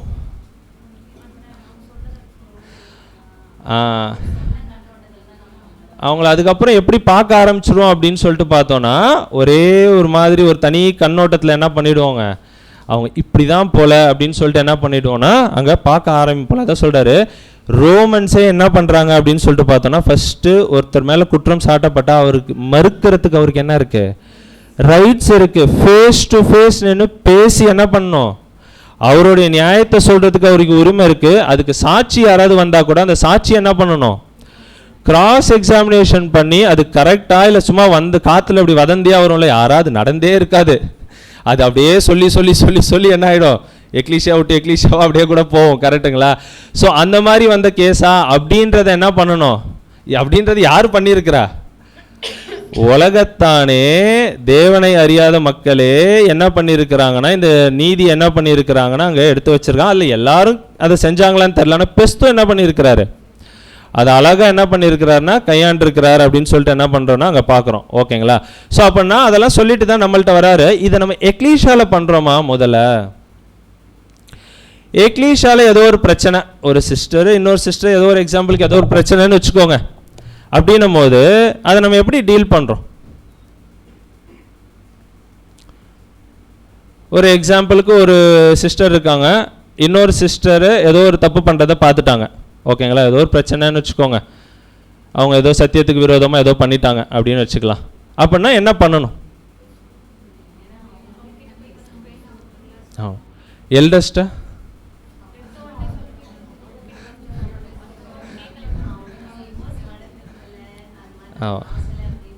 ஸோ அப்போ தெளிவாக இருக்கீங்க. ஓகேங்களா? ஸோ அதுதான் வந்து இப்போ பிரதர் அப்படியே எடுத்துகிட்டு வந்து எங்கே கனெக்ட் பண்ணுறாரு அப்படின்னு சொல்லிட்டு பார்த்தோன்னா, ஃபஸ்ட்டு என்ன பண்ணுங்க, ஃபேஸ் டு ஃபேஸ் தனியாக போயிட்டு அவங்கள்ட்ட என்ன பண்ணுங்கன்னா அங்கே சொல்லுங்கள். இதை நம்ம கர்த்தர் சொல்லி கொடுத்தது தான். வாசிச்சல்லாம் பாருங்கள், மத்தேயு 18ஆம் அதிகாரம் 15ஆம் வசனம். மத்தேயு 18ஆம் அதிகாரம் 15ஆம் வசனம். உன் சகோதரன் உனக்கு விரோதமாய் குற்றம் செய்தால் அவனிடத்தில் போய் நீயும் அவனும் தனித்திருக்கையில் அவன் குற்றத்தை அவனுக்கு உணர்த்து. அவன் உனக்கு செவி கொடுத்தால் உன் சகோதரனை ஆதாயப்படுத்தி கொண்டாய். ஓகேங்களா? அப்படின்னா இது நம்மளுக்கு எல்லாமே என்னங்க தெரிஞ்ச விஷயங்கள் தான். கரெக்டுங்களா? ஸோ இந்த ஒரு பாயிண்ட்டை தான் பிரதர் அங்கே என்ன பண்ணுறாருன்னா அங்கே எடுத்து வைக்கிறார். ஒரு சின்ன பிரச்சனை, பெரிய பெரிய பிரச்சனைலாம் இல்லை, சின்ன சின்ன விஷயங்களுக்கு தான் நம்மளுக்குள்ள என்ன ஆகுங்க, நிறையா சண்டையே வரும். கரெக்டுங்களா? இவங்க அதை பண்ணிட்டாங்க, இதை செஞ்சுட்டாங்க, இத்தனை வாட்டி சொன்னாங்க, அப்போ கூட கேட்க மாட்டேங்கிறாங்க, போன வாட்டி ஏதாவது ஒன்று என்ன ஆகிட்டே இருக்கும். சின்ன சின்ன பிரச்சனைகள் என்ன ஆகிட்டே இருக்குன்னா அது பெருசாக போய் வெடிக்கும். தெரியுங்களா? அதெல்லாம் வராமல் இருக்கிறதுக்கு என்ன பண்ணணும் அப்படின்னு சொல்லிட்டு பார்த்தோன்னா, இதேமாரி சின்ன சின்ன விஷயங்கள் என்ன பண்ணணும் அப்படின்னா நம்ம கையாளணும் அப்படின்னு சொல்லிட்டு நம்ம பார்க்குறோம். அதான் சொல்கிறாரு, ஃபஸ்ட்டு தனியாக போய் என்ன பண்ணணும், ஒரு சிஸ்டர் இன்னொரு சிஸ்டர் ஏதோ தப்பு பண்ணுறாங்க, இல்லை சத்தியத்துக்கு விரோதமாக ஏதோ பண்ணுறாங்க அப்படின்னு சொல்லும் போது என்ன பண்ணிடணும் இமீடியட்டாக? ஆமாம், இப்போ எக்லீஷா நீ நடக்குது, முடிஞ்சு போகும்போது என்ன பண்ணலாம்? சிஸ்டர் என்ன நீங்கள் அந்த மாதிரி பண்ணீங்க, அது என்ன ஆயிடுச்சு, அது கொஞ்சம் வசனத்துக்கு கொஞ்சம் சத்தியத்துக்கு விரோதமாக இருக்க மாதிரி இருக்கு சிஸ்டர், என்ன பண்ணுங்கள் கொஞ்சம் அப்படின்னா, ஓ அப்படியா சிஸ்டர் என்ன பண்ணணும், ஓ நான் தெரியாமல் என்ன பண்ணிட்டேன் அப்படின்னு அவங்க ரியலைஸ் பண்ணிட்டாங்கன்னா என்ன பண்ணிவிடுவாங்க? அப்படியே பேசிக்கிட்டு அப்படியே என்ன பண்ணிவிடுவாங்க? அப்படியே போயிடுவாங்க, அவங்களும் மாற்றிக்குவாங்க, அந்த பிரச்சனை அதோடு என்ன ஆகிடும்? முடிஞ்சிடும். கரெக்டுங்களா? அதுதான் இதில் சொல்கிறாரு. என்ன அப்படின்னு சொல்லிட்டு பார்த்தோன்னா, அப்படி போய் 1 to 1 சொல்லும் போது அவங்க சைட்லேருந்து ரிப்ளை வருமா? குற்றம் செஞ்சவங்க சைட்லேருந்து அவங்களுக்கு என்ன இருக்குது? ஒரு உரிமை இருக்குது. அவங்க சைட்லேருந்து அவங்க பண்ணது கரெக்டாக, இல்லை அவங்க ஏதாவது மேபி தப்பாக புரிஞ்சிருக்கலாம் சத்தியத்தை, மேபி அதனால் அவங்க அந்த தப்பாக பண்ணியிருக்கலாம். அப்படின்னும் போது அவங்க என்ன பண்ணுவாங்க அப்படின்னா, அப்படியா சிஸ்டர் நான் இதை என்ன பண்ணிட்டேன், தப்பாக இவ்வளோ நாள் புரிச்சிருந்தேன், அதனால் நான் அதை பண்ணிட்டேன் அப்படின்னு சொல்லிட்டு அவங்களும் என்ன பண்ணிக்கலாம்னா அதை மாற்றிக்கிறதுக்கு அங்கே வாய்ப்பு இருக்குது. அதே நேரத்தில் என்னென்னா ஒரு கிராஸ் எக்ஸாமினேஷன் அங்கேயே நடந்துடும். 1 to 1 ஏன் இதை பண்ணாங்க, எதனால் இது நடந்தது அப்படின்றது என்ன ஆகிடுங்க, அந்த 1 to 1 என்ன ஆகிடும்னா அங்கே முடிஞ்சிடும் அப்படின்னு சொல்லிட்டு பார்க்குறோம். இன்னொரு முக்கியமான ஒரு விஷயம், ஏன் இயேசு கிறிஸ்து இந்த ஒரு விஷயத்தை அங்கே அப்ளை பண்ணும், ஏன் 1 to 1 மெயினாக அங்கே இம்ப்ளை பண்ண சொல்கிறார்? பிரச்சனை பெருசாகாமல் இருக்கணும். கரெக்டு மீட் எடுக்கணும். கரெக்டு. 1 to 1 ஏன் பேச சொல்கிறார்? பிரதர் அழகாக ஒரு பாயிண்ட் சொல்கிறாரு. ஆமாம் கரெக்ட் பாயிண்ட்டை பிடிச்சிட்டிங்க. தீமை பேசுகிறதுக்கு கரெக்டு தான், நீங்கள் சொல்கிறது எல்லாமே கரெக்டு. ஸோ பிரதர் என்ன ஒரு பாயிண்ட்டை சொல்கிறார் அப்படின்னா, ப்ரைவசி இருக்கும். என்ன இருக்கும்? அது உங்களுக்குள்ளே முடிஞ்சிடும், வேறு எங்கே போகாது. பக்கத்தில் இருக்கிறவங்களுக்கு மேபி வீட்டில் ஹஸ்பண்ட் ஒய்ஃப் யாராவது இருக்காங்கன்னா கூட அவங்களுக்கு கூட என்ன சத்தியத்தில் இருக்கிறவங்களாம் இருந்தால் கூட அவங்களுக்கு கூட என்ன ஆகாது, அது போகாது. அங்கேயே அந்த ப்ரைவேட்டாக என்ன ஆகிடும், அதான் சொல்ல மோஸ்ட் ப்ரைவேட் மேனர். அப்படி சபையில் இங்கே நின்று பேசினா கூட பக்கத்தில் யாராவது என்ன பண்ணிடலாம் சொல்ல, தனியாக போயிட்டு என்ன பண்ணிடுங்க, அவங்கள்ட்ட பேசி அந்த ஒரு பிரச்சனையை அதோடு என்ன பண்ணிடணுமா. அதனால தான் பார்த்தீங்கன்னா 1 to 1 ஏன் பேச சொல்கிறாருன்னா, ரொம்ப ப்ரைவேட்டாக என்ன பண்ணிடணும் அப்படின்னா, அது ஏன் அது ப்ரைவேட்டாக பண்ண சொல்கிறாரு, ஏன் ப்ரைவேட்டாக பண்ண சொல்லணும்? அவங்களுக்குள்ளே முடிஞ்சிடும், ஏன் ப்ரைவேட்டாக பண்ணணும்?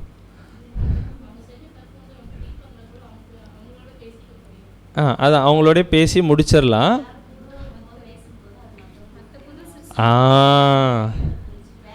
அப்படின்னா அவங்களோட பேர் நல் பேர் என்ன ஆகிடும், கெட்டு போயிடும்.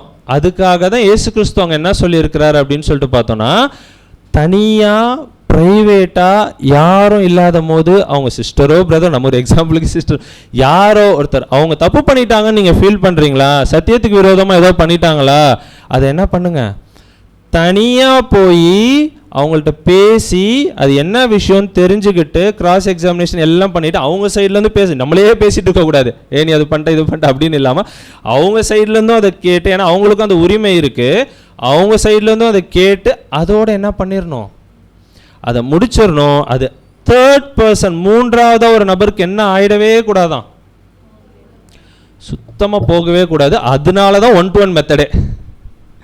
புரியுதுங்களா? 1 to 1 மெத்தட் ஏன் இயேசு கிறிஸ்து அங்கே கொடுக்குறாரு அப்படின்னு சொல்லிட்டு பார்த்தோன்னா, அவ்வளோ ப்ரைவேட்டாக என்ன பண்ணணும் அப்படின்னு சொல்லிட்டு பார்த்தோன்னா, அங்கே செய்கிறவர்களாக அங்கே இருக்கணும் அப்படின்னு சொல்லிட்டு நம்ம பார்க்குறோம். அப்படி பண்ணும் போது என்ன ஆகிடும் அப்படின்னா, மிஸ் அண்டர்ஸ்டாண்டிங்ஸ் இருக்கும்ல, ஒரு சகோதரனோ ஒரு சகோதரன்ட்டோ இல்லை சகோதரி யாரோ ஒருத்தருக்குள்ள என்ன இருக்கும், ஒரு மிஸ் அண்டர்ஸ்டாண்டிங் இருக்கும்ல.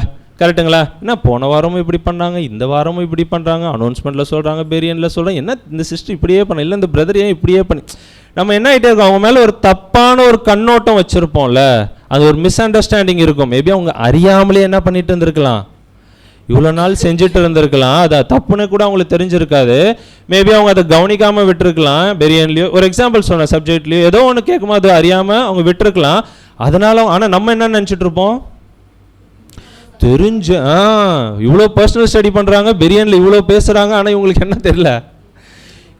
நம்ம அப்போ அவங்கள பற்றி என்ன யோசிப்போம் அப்படின்னா, மிஸ் அண்டர்ஸ்டாண்டிங்ஸ் என்ன ஆகுங்க அங்கே வந்துக்கிட்டே இருக்கும் அப்படின்னு சொல்லிட்டு பார்க்குறோம்ல. அது எல்லாத்தையுமே தனியாக 1 to 1 பேசும்போது என்ன ஆகிடும், கிளியர் ஆகிடும். அந்த பிரச்சனை அதுக்கப்புறம் வெளியே அங்கே வரவே வராது அப்படின்னு சொல்லிட்டு பார்க்குறோம். அதான் சொல்ல 2 பேருக்குமே ஓப்பன் மைண்ட் இருக்குமா, ப்ராட் மைண்ட் இருக்கணும்.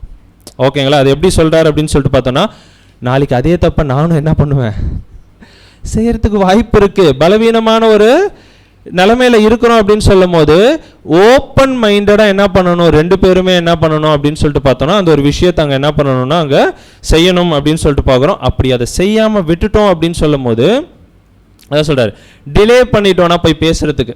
இந்த வாரம் ஒரு தப்பு பண்ணிட்டாங்க, அடுத்த வாரமும் அதே தப்பு பண்ணுறாங்க, நீங்கள் பார்க்குறீங்க. 3 மாதமாக பார்த்துட்ருக்கிறீங்க, 6 மாதமாக பார்த்துட்ருக்கீங்க. அந்த உள்ள என்ன ஆகிட்டே இருக்கும் நம்மளுக்கு. ஆமாம், போன வாரம் செஞ்ச மாதிரியே இந்த வாரமும் பாரியா 3 மாதமாக இதே பண்ணிகிட்ருக்குறாங்க, 1 வருஷமாக என்ன பண்ணிகிட்ருக்குறாங்க, இவங்கெல்லாம் எதுக்கு தான் இருக்கிறாங்க அப்படிலாம் நம்ம யோசிப்போம்ல. அது என்ன ஒன்று பில்டப் ஆகிடுமா அந்த எமோஷன்ஸ். அவங்க அது தெரியாமல் அவங்க ஜாலியாக என்ன பண்ணிட்டு இருப்பாங்க, அவங்களுக்கு அது தப்புனே தெரியாது. தேவன் அவங்கள என்ன கூட பண்ணிடலாம், ஏன்னா அவங்க அறியாமல் பண்ணுறதுனால என்ன பண்ணிடலாம், தேவன் மன்னிக்கிறதுக்கு கூட வாய்ப்பு இருக்குது. ஆனால் நம்ம என்ன பில்டப் பண்ணிகிட்டே இருப்போம் உள்ள, அவங்கள பற்றி ஒரு தப்பான ஒரு நோக்கத்தோடு இன்னும் யார் யார்ட்டெல்லாம் சொல்லுவோமோ அது நம்மளுக்கு தெரியாது. கரெக்டுங்களா? அப்படியே ஃபோன்லாம் கூட பறக்கும். கரெக்டுங்களா? ஸோ அப்போ அது என்ன ஆகிட்டே இருக்கும் அப்படின்னு சொல்லிட்டு பார்த்தோன்னா, பில்டப் ஆகிட்டு அந்த எமோஷன்ஸ் ரொம்ப ஜாஸ்தியாகி கடைசியாக நீ சொல்லியே தீரணும்னு ஒரு நாள் போய் சொல்லுவோம்ல, அப்போ என்ன ஆகிடும், அதான் சொல்கிறாரு என்ன அப்படின்னா, அப்போ போய் பேசுகிற டோனும் நம்ம யூஸ் பண்ணுற வார்த்தைகளும் டோட்டலி டிஃப்ரெண்ட்டாக இருக்கும்ன்ற. ஃபஸ்ட்டு டேவே சொல்கிறதுக்கும் ஒரு 6 மாதம் 1 வருஷம் கழித்து போய் அவங்கள்ட்ட பேசுகிறதுக்கும், ஏன்னா நம்ம என்ன ஆகிடுச்சு உள்ள 6 மந்த்ஸாக 1 இயரா நல்லா எமோஷன்ஸ் பில்ட் ஆகி இது கூட தெரியலையா இவங்களுக்கு அப்படின்னு பேசும்போதே டோன் எப்படி இருக்கும், அந்த வார்த்தைகள்லாம் எவ்வளோ கடினமாக யோசிச்சுடுப்போம். இதை யூஸ் பண்ணணும், இந்த வசனத்தை எடுத்துப்போம், ரீப்ரின்ஸ் எடுத்துப்போம், அப்படி இப்படின்னு என்ன பண்ணிகிட்டே இருப்போம். எடுத்து வச்சுக்கிட்டு அவங்கள்ட்ட போய் அடிப்போம் தெரியுங்களா. ஸோ அதுதான் அந்தமாரி பண்ணாதீங்க. அதுக்கு பதிலாக என்ன பண்ணிவிடுங்க, எடுத்தோன்னே தனியாக 1-to-1 ஃபஸ்ட் டைம் பார்க்கும் போதே போயிட்டு என்ன பண்ணிவிடுங்க, பேசி முடிச்சுட்டு வந்துடுங்க. அவ்வளோதான், சிம்பிள். இது என்ன ஆகிடும், அங்கேயே முடிஞ்சிடும் அப்படின்றாரு. ஓகேங்களா? அப்படி பண்ணலை அப்படின்னா தப்பு பண்ணவங்களோட தப்பு நம்ம போய் குற்றம் சொல்கிறோம்ல, அவங்கள பற்றி சொல்கிறாரு. படிக்கலாம் பாருங்கள், நீதிமொழிகள் 15ஆம் அதிகாரம் 1 வசனம். நீதிமொழிகள் 15ஆம் அதிகாரம் 1ஆம் வசனம். மெதுவான பிரதியுத்தரம் உக்கிரத்தை மாற்றும், கடுஞ்சொற்களோ கோபத்தை எழுப்பும். ஓகேங்களா? அப்போ மெதுவான பிரதியுத்தரம் என்ன ஆகும், நம்ம போய் அவங்கள்ட்ட ஃபஸ்ட் டைமே அழகாக பொறுமையாக எடுத்து பேசினா என்ன ஆகிடுங்க, அது அங்கேயே முடிஞ்சிடும் அப்படின்னு சொல்லிட்டு பார்க்குறோம். ஆனால் அது கடுஞ்சொற்கெல்லாம் எங்கே மாறிடும், கொஞ்ச நாள் பில்டப் ஆயிடுச்சுன்னா போய் அங்கே பேசும்போது என்ன ஆகிடும் அப்படின்னு சொல்லிட்டு பார்த்தோன்னா கடுஞ்சொற்கெல்லாம் அங்கே போய் விழுந்துடும். அதனால தான் சொல்கிறாரு, போய் சொல்கிறவங்க ரொம்ப கேர்ஃபுல்லாக என்ன பண்ணணுமா, அதை போய் அங்கே டீல் பண்ணணும் அப்படின்னு சொல்லிட்டு நம்ம பார்க்குறோம். இது சொல்கிறவங்க சைட்லேருந்து சொல்கிறார். ஓகேங்களா? இப்போ தப்பு பண்ணியிருப்பாங்கள்ல, ஓகே, பிரதரோ ஒரு சிஸ்டரோ தப்பு பண்ணியிருப்பாங்களே. ஓகேங்களா? பிரதர் எல்லா இடத்துலையும் அக்யூஸ்டுன்னு வார்த்தை என்ன எழுதியிருக்கிறாரு. ஓகேங்களா? அக்யூசரு அவங்க சைடு, தப்பு பண்ணவங்க அக்யூஸ்டு. ஓகேங்களா? அப்போ தப்பு பண்ணவங்க இருக்கிறாங்கள, அவங்க அதை எப்படி கேட்கணும், 1-to-1 தான் பேசிட்டோம், இன்னும் செகண்ட் மெத்தடிக்கே போகல, 1-to-1 தான் பேசிகிட்டு இருக்கிறாங்க. அப்போ நம்ம எப்படி சொல்லணும், அப்படி சொல்லனா என்ன ஆகிடும்ன்றது அடுத்த ஒரு வசனம் கூட கொடுக்குறாரு. அப்போ அவங்க அதை கேட்கணும்ல, கேட்கும் போது அவங்க தப்பு பண்ணியிருப்பாங்க, அறிஞ்சோ அறியாமலோ தப்பு பண்ணியிருக்கிறாங்க, அவங்க அதை எப்படி கேட்கணும் அப்படின்றதுக்கு தாவீது ராஜாவுடைய எக்ஸாம்பிள் என்ன பண்ணுறாங்க அப்படின்னா அங்கே எடுத்து கொடுக்குறாங்க. ஓகேங்களா? அது கூட வாசிச்சல பாருங்கள், 2 சாமுவேல் 16ஆம் அதிகாரம் 10ஆம் வசனம். 2 சாமுவேல் 16ஆம் அதிகாரம் 10ஆம் வசனம். அதற்கு ராஜா, செருயாவின் குமாரரே, எனக்கும் உங்களுக்கும் என்ன, அவன் என்னை தூஷிக்கட்டும், தாவீதை தூஷிக்க வேண்டும் என்று கர்த்தர் அவனுக்கு சொன்னார், ஆகையால் ஏன் இப்படி செய்கிறாய் என்று கேட்கத்தக்கவன் யார் என்றான். அப்படின்னா கேட்குறவங்க அக்யூஸ்ட் என்ன பண்ணணுங்க, யார் அது பிரதரோ சிஸ்டரோ யாராவது சத்தியத்தை நிமித்தமாக நீங்கள் பண்ணது தப்புன்னு சொல்லும் போது அவங்களுடைய மைண்ட் எப்படி இருக்கணும் அப்படின்னு சொல்லிட்டு பார்த்தோன்னா தாவீது ராஜாவோட மைண்டு போல். இது நம்மளுக்கு தெரியும். அப்சலோம்னால என்ன பண்ணி வனாந்திரத்துக்கு போவார், ஷீமை என்ன பண்ணுவாருங்க, எவ்வளோ தப்பாக பேச முடியுமோ தப்பாக பேசி கல்லெல்லாம் விட்டு எறிவார். அப்போ கூட இவர் என்ன பண்ணுறாருங்க, ஆமாம் இது தேவனுடைய சித்தம் அப்படின்னு விடும்போது நம்மளும் எப்படி கேட்டுக்கணும் அப்படின்னு சொல்லிட்டு பார்த்தோன்னா, ஓகே ஏதோ ஒரு பிரதரோ இல்லை ஒரு சிஸ்டர் வழியாக நம்மளுக்கு என்ன பண்ணிட்டு இருக்கிறாங்க, தேவன் நம்மளுக்கு உணர்த்துறாரு அப்படின்ற ஒரு மைண்டு அங்கே நம்மளுக்கு அங்கே இருக்கணும் அப்படின்னு அந்த ஒரு கரெக்ஷன் பண்ணிக்கணும் அப்படின்ற ஒரு மைண்டோடு தான் நம்ம அங்கே இருக்கணும் அப்படின்னு சொல்லிட்டு பார்க்குறோம். படிக்கலாம் பாருங்க, நீதிமொழிகள் 27ஆம் அதிகாரம் 6ஆம் வசனம். நீதிமொழிகள் 27ஆம் அதிகாரம் 6ஆம் வசனம். சிநேகிதன் அடிக்கும் அடிகள் உண்மையானவைகள், சத்ருயிடும் முத்தங்களோ வஞ்சனை உள்ளவைகள். அப்போ ஸ்நேகிதன் அடிக்கும் அடிகள் எப்படி இருக்கும்? அப்போ ஒருத்தர் பிரதரோ ஒரு சிஸ்டரோ நம்மள்ட்ட வந்து தப்பு செஞ்சுட்டாங்க அப்படின்னு சொல்லிட்டு சொல்லும் போது எப்படி இருக்கும்? அது நிஜமாவே நல்லது அப்படின்றாங்க. ஓகேங்களா? அப்போ தப்பை என்ன பண்ணணும்? சொல்லணும். அது வந்து நம்மளுடைய வேலை அப்படின்னு சொல்லிட்டு பார்க்குறோம். ஸோ அதை சொல்கிறது ரொம்ப நல்லது. ஆனால் சில பேர் அதுதான் சொல்கிறார், சத்ரு இடும் முத்தங்களோ. ஆமாம், தப்பு பண்ணியிருப்பாங்க, ஆனாலும் என்ன பண்ண, அதெல்லாம் பரவாயில்லைங்க, அவரும் அப்படி தான் பண்ணுறாரு, இவங்களும் இப்படி தான் பண்ணுறாங்க, என்ன பண்ணிக்கலாம் அப்படின்ற மாதிரி ஒரு கேஷுவலாக என்ன பண்ணிகிட்டு இருப்பாங்க, ஒரு செட்டு சேருவாங்கலாம் சொல்லுவாங்கள்ல. ஸோ அந்த மாதிரி அப்படியே இருந்துகிட்டு இருந்தால் என்ன ஆகிடுங்க? அதான் சொல்கிறாரு, அது நம்மளுக்கு ரொம்ப டேஞ்சரு. அது ரொம்ப நம்மளை அப்படியே நான் முத்தம் கொடுக்குற மாதிரி அப்படியே எடுத்துக்கிட்டே போயிட்டே இருக்கோம். ஆனால் அது எங்கே போய் முடியும்?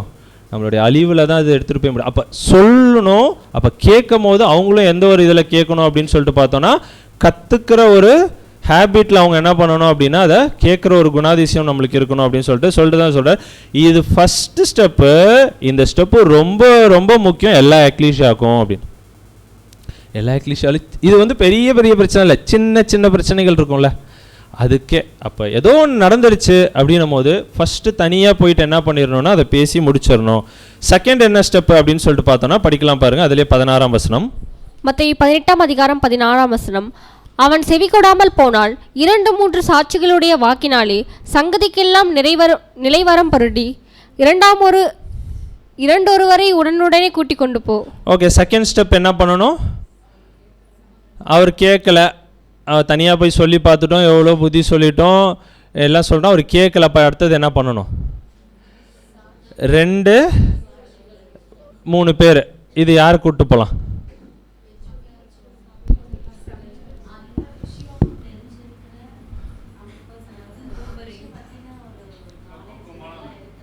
பக்குவமானவங்க, ரொம்ப வருஷம் சத்தியத்தில் இருக்கிறவங்க, ஒரு 20 வருஷமாக சத்தியத்தில் இருக்கிறாங்க, அப்படி எடுத்துக்கலாமா? மெச்சூராக வளர்ந்தவங்க, அவங்க தான் யாருங்க? ஆமாம், நீங்களாம் என்ன பண்ணியிருக்கீங்க? இவங்க தான் எங்களுக்கு நல்லா மெச்சூராக வளர்ந்துருக்காங்கன்னு சொல்லிட்டு என்ன பண்ணியிருக்கிறீங்க? எல்டர்ஸாக என்ன பண்ணியிருக்கிறோம்? சபை தானே என்ன பண்ணுது, அந்த எக்லீஷியாவில் அவங்க தான் அப்படின்னு சொல்லிட்டு என்ன பண்ணுறாங்க. அப்போ நாமினேட் பண்ணியிருக்கிறாங்க அப்படின்னு சொல்லும் போது அது கூட நம்ம என்ன பண்ணிடலாம் அப்படின்னு சொல்லிட்டு பார்க்கலாம்னா, அது யாருன்றதை 6th வால்யூம்லேருந்து பிரதர் ரெஃபரன்ஸ் கொடுக்குறாரு, அதையும் நம்ம படிச்சிடலாம். ஆனால் எந்த ஒரு முடிவுக்கு வந்துடக்கூடாது அப்படின்னா, 20 வருஷமாக சத்தியத்தில் இருக்கிறாரு, அதனால் என்ன பண்ணிடலாம், இந்த மூத்த சகோதரரை அந்த மாதிரி ஒரு மைண்டுக்குள்ளே போயிட வேணாம். இன்னொரு விஷயம் என்ன சொல்கிறாரு அது இந்த ஒரு பாயிண்டில் அப்படின்னு சொல்லிட்டு பார்த்தோன்னா, 2-3 சாட்சிகள், 2-3 பிரதர்ஸை கூட்டிகிட்டு போகணுன்னு சொல்லும் போது இங்கேயுமே ஒரு விஷயத்தை நம்ம கையாளணும் அப்படின்றாங்க. என்ன ஒரு விஷயமா இருக்கும்?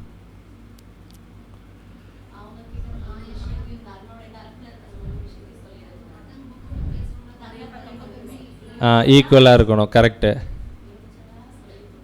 நியூட்ரலாக இருக்கிறவங்கள தான் கூட்டிகிட்டு போகணும், அதுவுமே கரெக்டு. இன்னொரு விஷயமே பிரதர் இங்கே எடுத்து வைக்கிறாரு.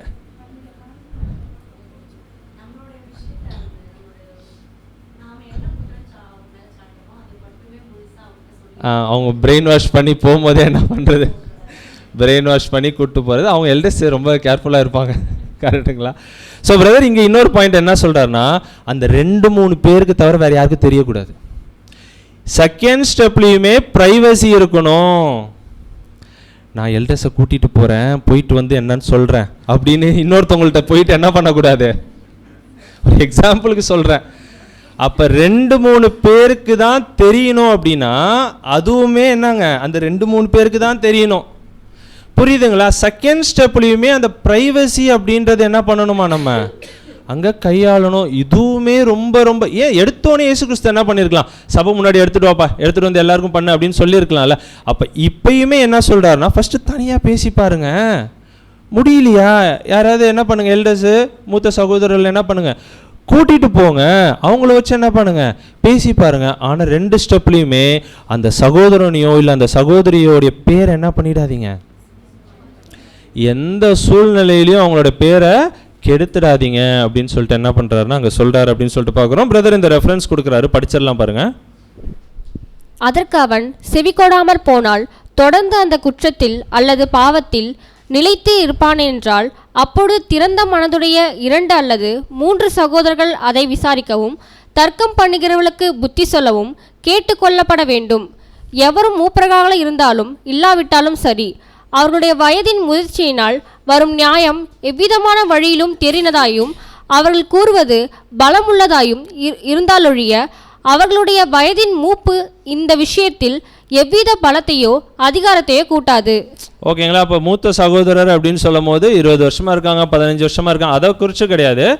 முக்கியமாக அந்த எக்லீஷியாவில் இருக்க நல்லா மெச்சூரான பிரதர்ஸ் அப்படின்னு சொல்லிட்டு பார்க்குறோம், அது எல்டர்ஸாக இருக்கும் அப்படின்னு சொல்லிட்டு பார்க்குறோம். ஸோ அவங்கள கூட்டிகிட்டு போயிட்டு அந்த ஒரு பிரச்சனையை டீல் பண்ணுறோம் அப்படின்னு சொல்லும் போது அவங்கள தவிர வேறு என்ன பண்ணக்கூடாது, வேறு யாருக்குமே அந்த ஒரு விஷயம் என்ன ஆகக்கூடாதுன்னா லீக் அவுட் ஆகக்கூடாது அப்படின்னு சொல்லிட்டு பார்க்குறோம். அவங்களுக்கும் செவி கொடுக்காம போனால் தான் என்ன பண்ணிடணும், சபைக்கு என்ன அதான் சொல்கிறார், ஒன்லி இன் எக்ஸ்ட்ரீம் கேஸ். ஓகேங்களா?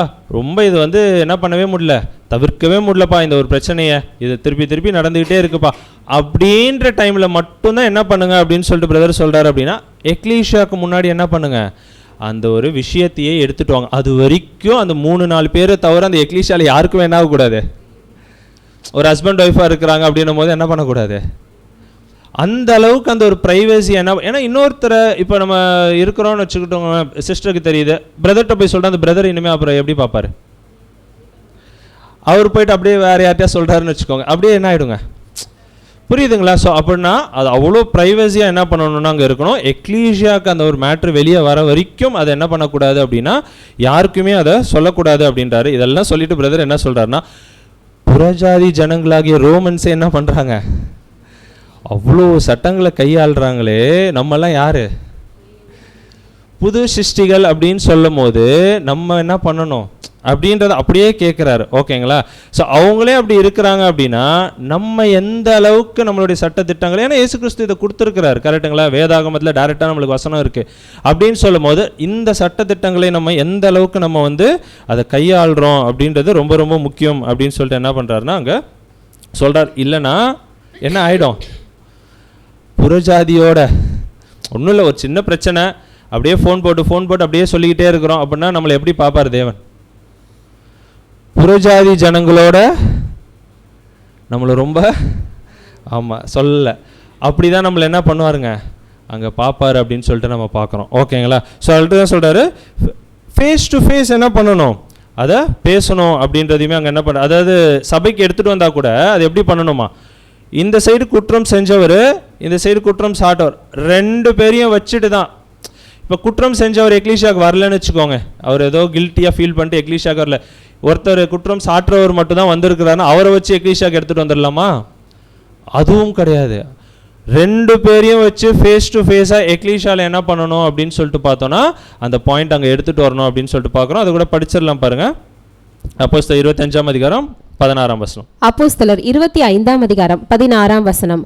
அவர்களுக்கு நான் பிரதியுத்தமாக, குற்றம் சாட்டப்பட்ட மனுஷன் குற்றம் சாட்டினவர்களுக்கு முகமுகமாய் நின்று சாட்டின குற்றத்துக்கு தனக்காக எதிருத்தரவு சொல்ல அவனுக்கு இடம் கிடைக்கிறதுக்கு முன்னே குற்றம் சாட்டினவர்கள் பட்சமாய் அவனை மரணத்திற்கு ஒப்பு கொடுக்கிறது ரோமருக்கு வழக்கமல்ல என்றேன். அப்போ ரோமர் கல்ச்சரே என்ன பண்ணுறாங்க, கவுன்சில் கூட்டணும்னா 2 சைடையும் கூட்டிகிட்டு வந்து வச்சு தான் பேசுகிறாங்க அப்படின்னும் போது இங்கேயும் எப்படி தான் பண்ணணும்னா 2 பேரும் இருக்கும். இல்லை அவர் வரல அப்படின்னா அங்கே எடுத்துகிட்டு வரீங்க, அவர் எப்போ வராரோ பிரதர் அவர் எப்போ வராரோ இல்லை எல்டர்ஸ் என்ன பண்ணணுமா போய் அவங்கள கூட்டிகிட்டு வர வச்சு சம்மதிக்க வச்சு அதுக்கப்புறம் தான் அந்த ஒரு மேட்டரை என்ன பண்ணணும்னா எக்லீஷியாக்கே அதை எடுத்துகிட்டு வரணும் அப்படின்ற ஒரு விஷயத்தையுமே அங்கே என்ன பண்ணுறாருன்னா அங்கே சொல்கிறாரு அப்படின்னு சொல்லிட்டு பார்க்குறோம். இப்போ வந்து திருப்பி அந்த ரோமர் கேஸ், அந்த பவுலோட கேஸுக்கே அங்கே வர பிரதர் என்ன அப்படின்னா, பெஸ்துக்கு வந்து அங்கே பார்த்தீங்கன்னா ஒரு பிரச்சனை வந்துடுச்சு அப்படின்னு தெரியும், அந்த பிரச்சனையை எப்படி டீல் பண்ணுறதுன்னு அவருக்கால் என்ன பண்ண முடியலங்க, அவரால் அது ஒரு டிசிஷன் எடுக்க முடியல அப்படின்னு சொல்லும் போது ஏன் அவரால் எடுக்க முடியல அப்படின்னு சொல்லிட்டு பார்த்தோன்னா, பவுல் பேசும்போது எப்படி பேசியிருப்பார், ஆமாம் நான் ரோமன், நான் பரிசேயன், எதுவும் ஒன்று ஒன்றா சொல்லிகிட்டே வரும்போது அந்த ஒரு கல்ச்சரு நான் இந்த ஃபாலோ பண்ணுறேன் அப்படி இப்படி எல்லாம் சொல்லும் போது என்ன ஆயிடுச்சு அப்படின்னு சொல்லும் போது இவருக்கு ஒன்றுமே புரியல, ரொம்ப குழப்பமாயிடுச்சு. ரோமன் இதெல்லாமே அவர் என்ன பண்ணிக்குவார், டீல் பண்ணிக்குவார். ஆனால் எப்படி அந்த ஒரு யூதர்களுடைய கலாச்சாரம் எல்லாம் சொல்ல சொல்ல இவருக்கு ஒன்றும் புரியல அப்படின்னு சொல்லும் போது அவர் என்ன பண்ணுறாருன்னா, அதாவது அந்த ஒரு நுணுக்கங்கள் என்ன பண்ணலையா பெஸ்துவுக்கு அங்கே புரியல அப்படின்னு சொல்லும் போது, ஒரு பிரச்சனை புரியலன்னா என்ன பண்ணிடணும், யாராவது ஒன்று ஏதாவது சொல்ல ஆரம்பிப்பாங்களே, எனக்கு தெரியும் அவர் அப்படி தாங்க சொல்லி கூட முடிச்சிருக்க மாட்டார், நம்ம உடனே ஒரு டிசிஷன் வந்துடும்ல, அது பெஸ்து கூட பண்ணலன்றாரு. அவர் அதை ஃபுல்லாக 2 சைடும் கேட்டுட்டு அது புரியல அப்படின்னு சொல்லும் போது உடனே அங்கே ஒரு டிசிஷன் கொடுக்கலையா, யோசிக்கிறாராம் என்ன பண்ணலாம் இதுக்கு அப்படின்னு சொல்லிட்டு. அப்படி யோசிச்சு தான் அதுக்கப்புறம் என்ன பண்ணுறாருன்னா அங்கே ஒரு முடிவு எடுக்கிறாரு.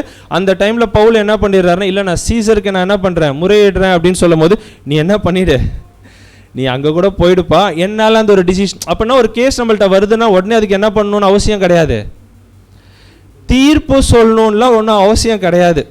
கரெக்டுங்களா? பெஸ்து என்ன பண்ணிட்டாரு, சீசர்ட்ட அவருக்கு மேலே இருக்கவர்கிட்ட என்ன பண்ணிட்டாரு, அங்கே விட்டுட்டாரு. இப்போ நான் தான் அந்த பொசிஷனில் இருக்க, நான் தான் என்ன பண்ணுவேன் அப்படின்லாம் சொல்லிட்டு நம்ம என்ன பண்ணக்கூடாது, தீர்ப்பு செய்யணும்னு அவசியம் கிடையாது. நம்மளுக்கு மேலே யார் இருக்காங்களோ அவங்கள்ட்ட அங்கே விட்டுறணும் அப்படின்னு சொல்லிட்டு பார்க்குறோம். அதான் நம்மளுக்குமே சொல்கிறேன், நம்மளுக்கு மேலே யார் இருக்கா அப்படின்னா ஒரு சிம்பிளாக ஒரு ப்ரேயர் பண்ணிவிட்டு என்ன பண்ணலாம், இந்த பிரதரோ இல்லை ஒரு சிஸ்டரோ என்ன பண்ணுறாங்க, இந்தமாரி இருக்கிறாங்க, இந்தமாரி இருக்குது, ஸோ இதுக்கான ஜெபம் பண்ணிக்கலாம் அப்படின்னு சொல்லிட்டு என்ன பண்ணிக்கலாம்.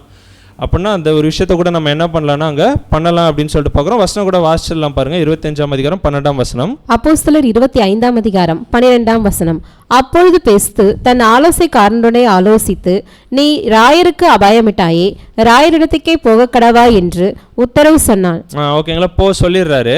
அதுக்கப்புறம் பார்த்தீங்கன்னா கரெக்டாக இந்த டைமில் அங்கே யார் வரா அப்படின்னு சொல்லிட்டு பார்த்தோன்னா அக்ரிப்பா என்ன பண்ணுறாருங்க, அங்கே உள்ளே வராரு அப்படின்னு சொல்லிட்டு பாருங்க. ஆக்சுவலாக பார்த்தீங்கன்னா கரெக்டாக இந்த ஒரு கேஸ் போயிட்டு இருக்கும் போது அக்ரிப்பாவும் பெர்னிஸ் அப்படின்னு அவங்க தங்கச்சி, ஓகேங்களா, அவங்க 2 பேரும் என்ன பண்ணுறாங்க அப்படின்னு சொல்லிட்டு பார்த்தோன்னா கரெக்டாக அங்கே சிசேரியாவுக்கு அங்கே வராங்க அப்படின்னு சொல்லிட்டு நம்ம பார்க்குறோம்.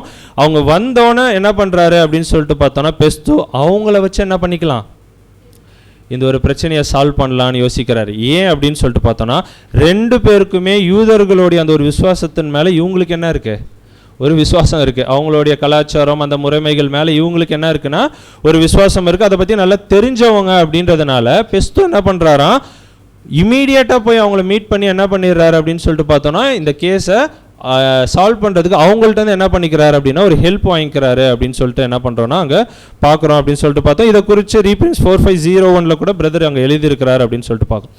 ஓகேங்களா, ஸோ அதை கேட்டதுக்கப்புறம் பார்த்தீங்கன்னா திருப்பி கவுன்சிலுக்கு கூட்டுறாங்க.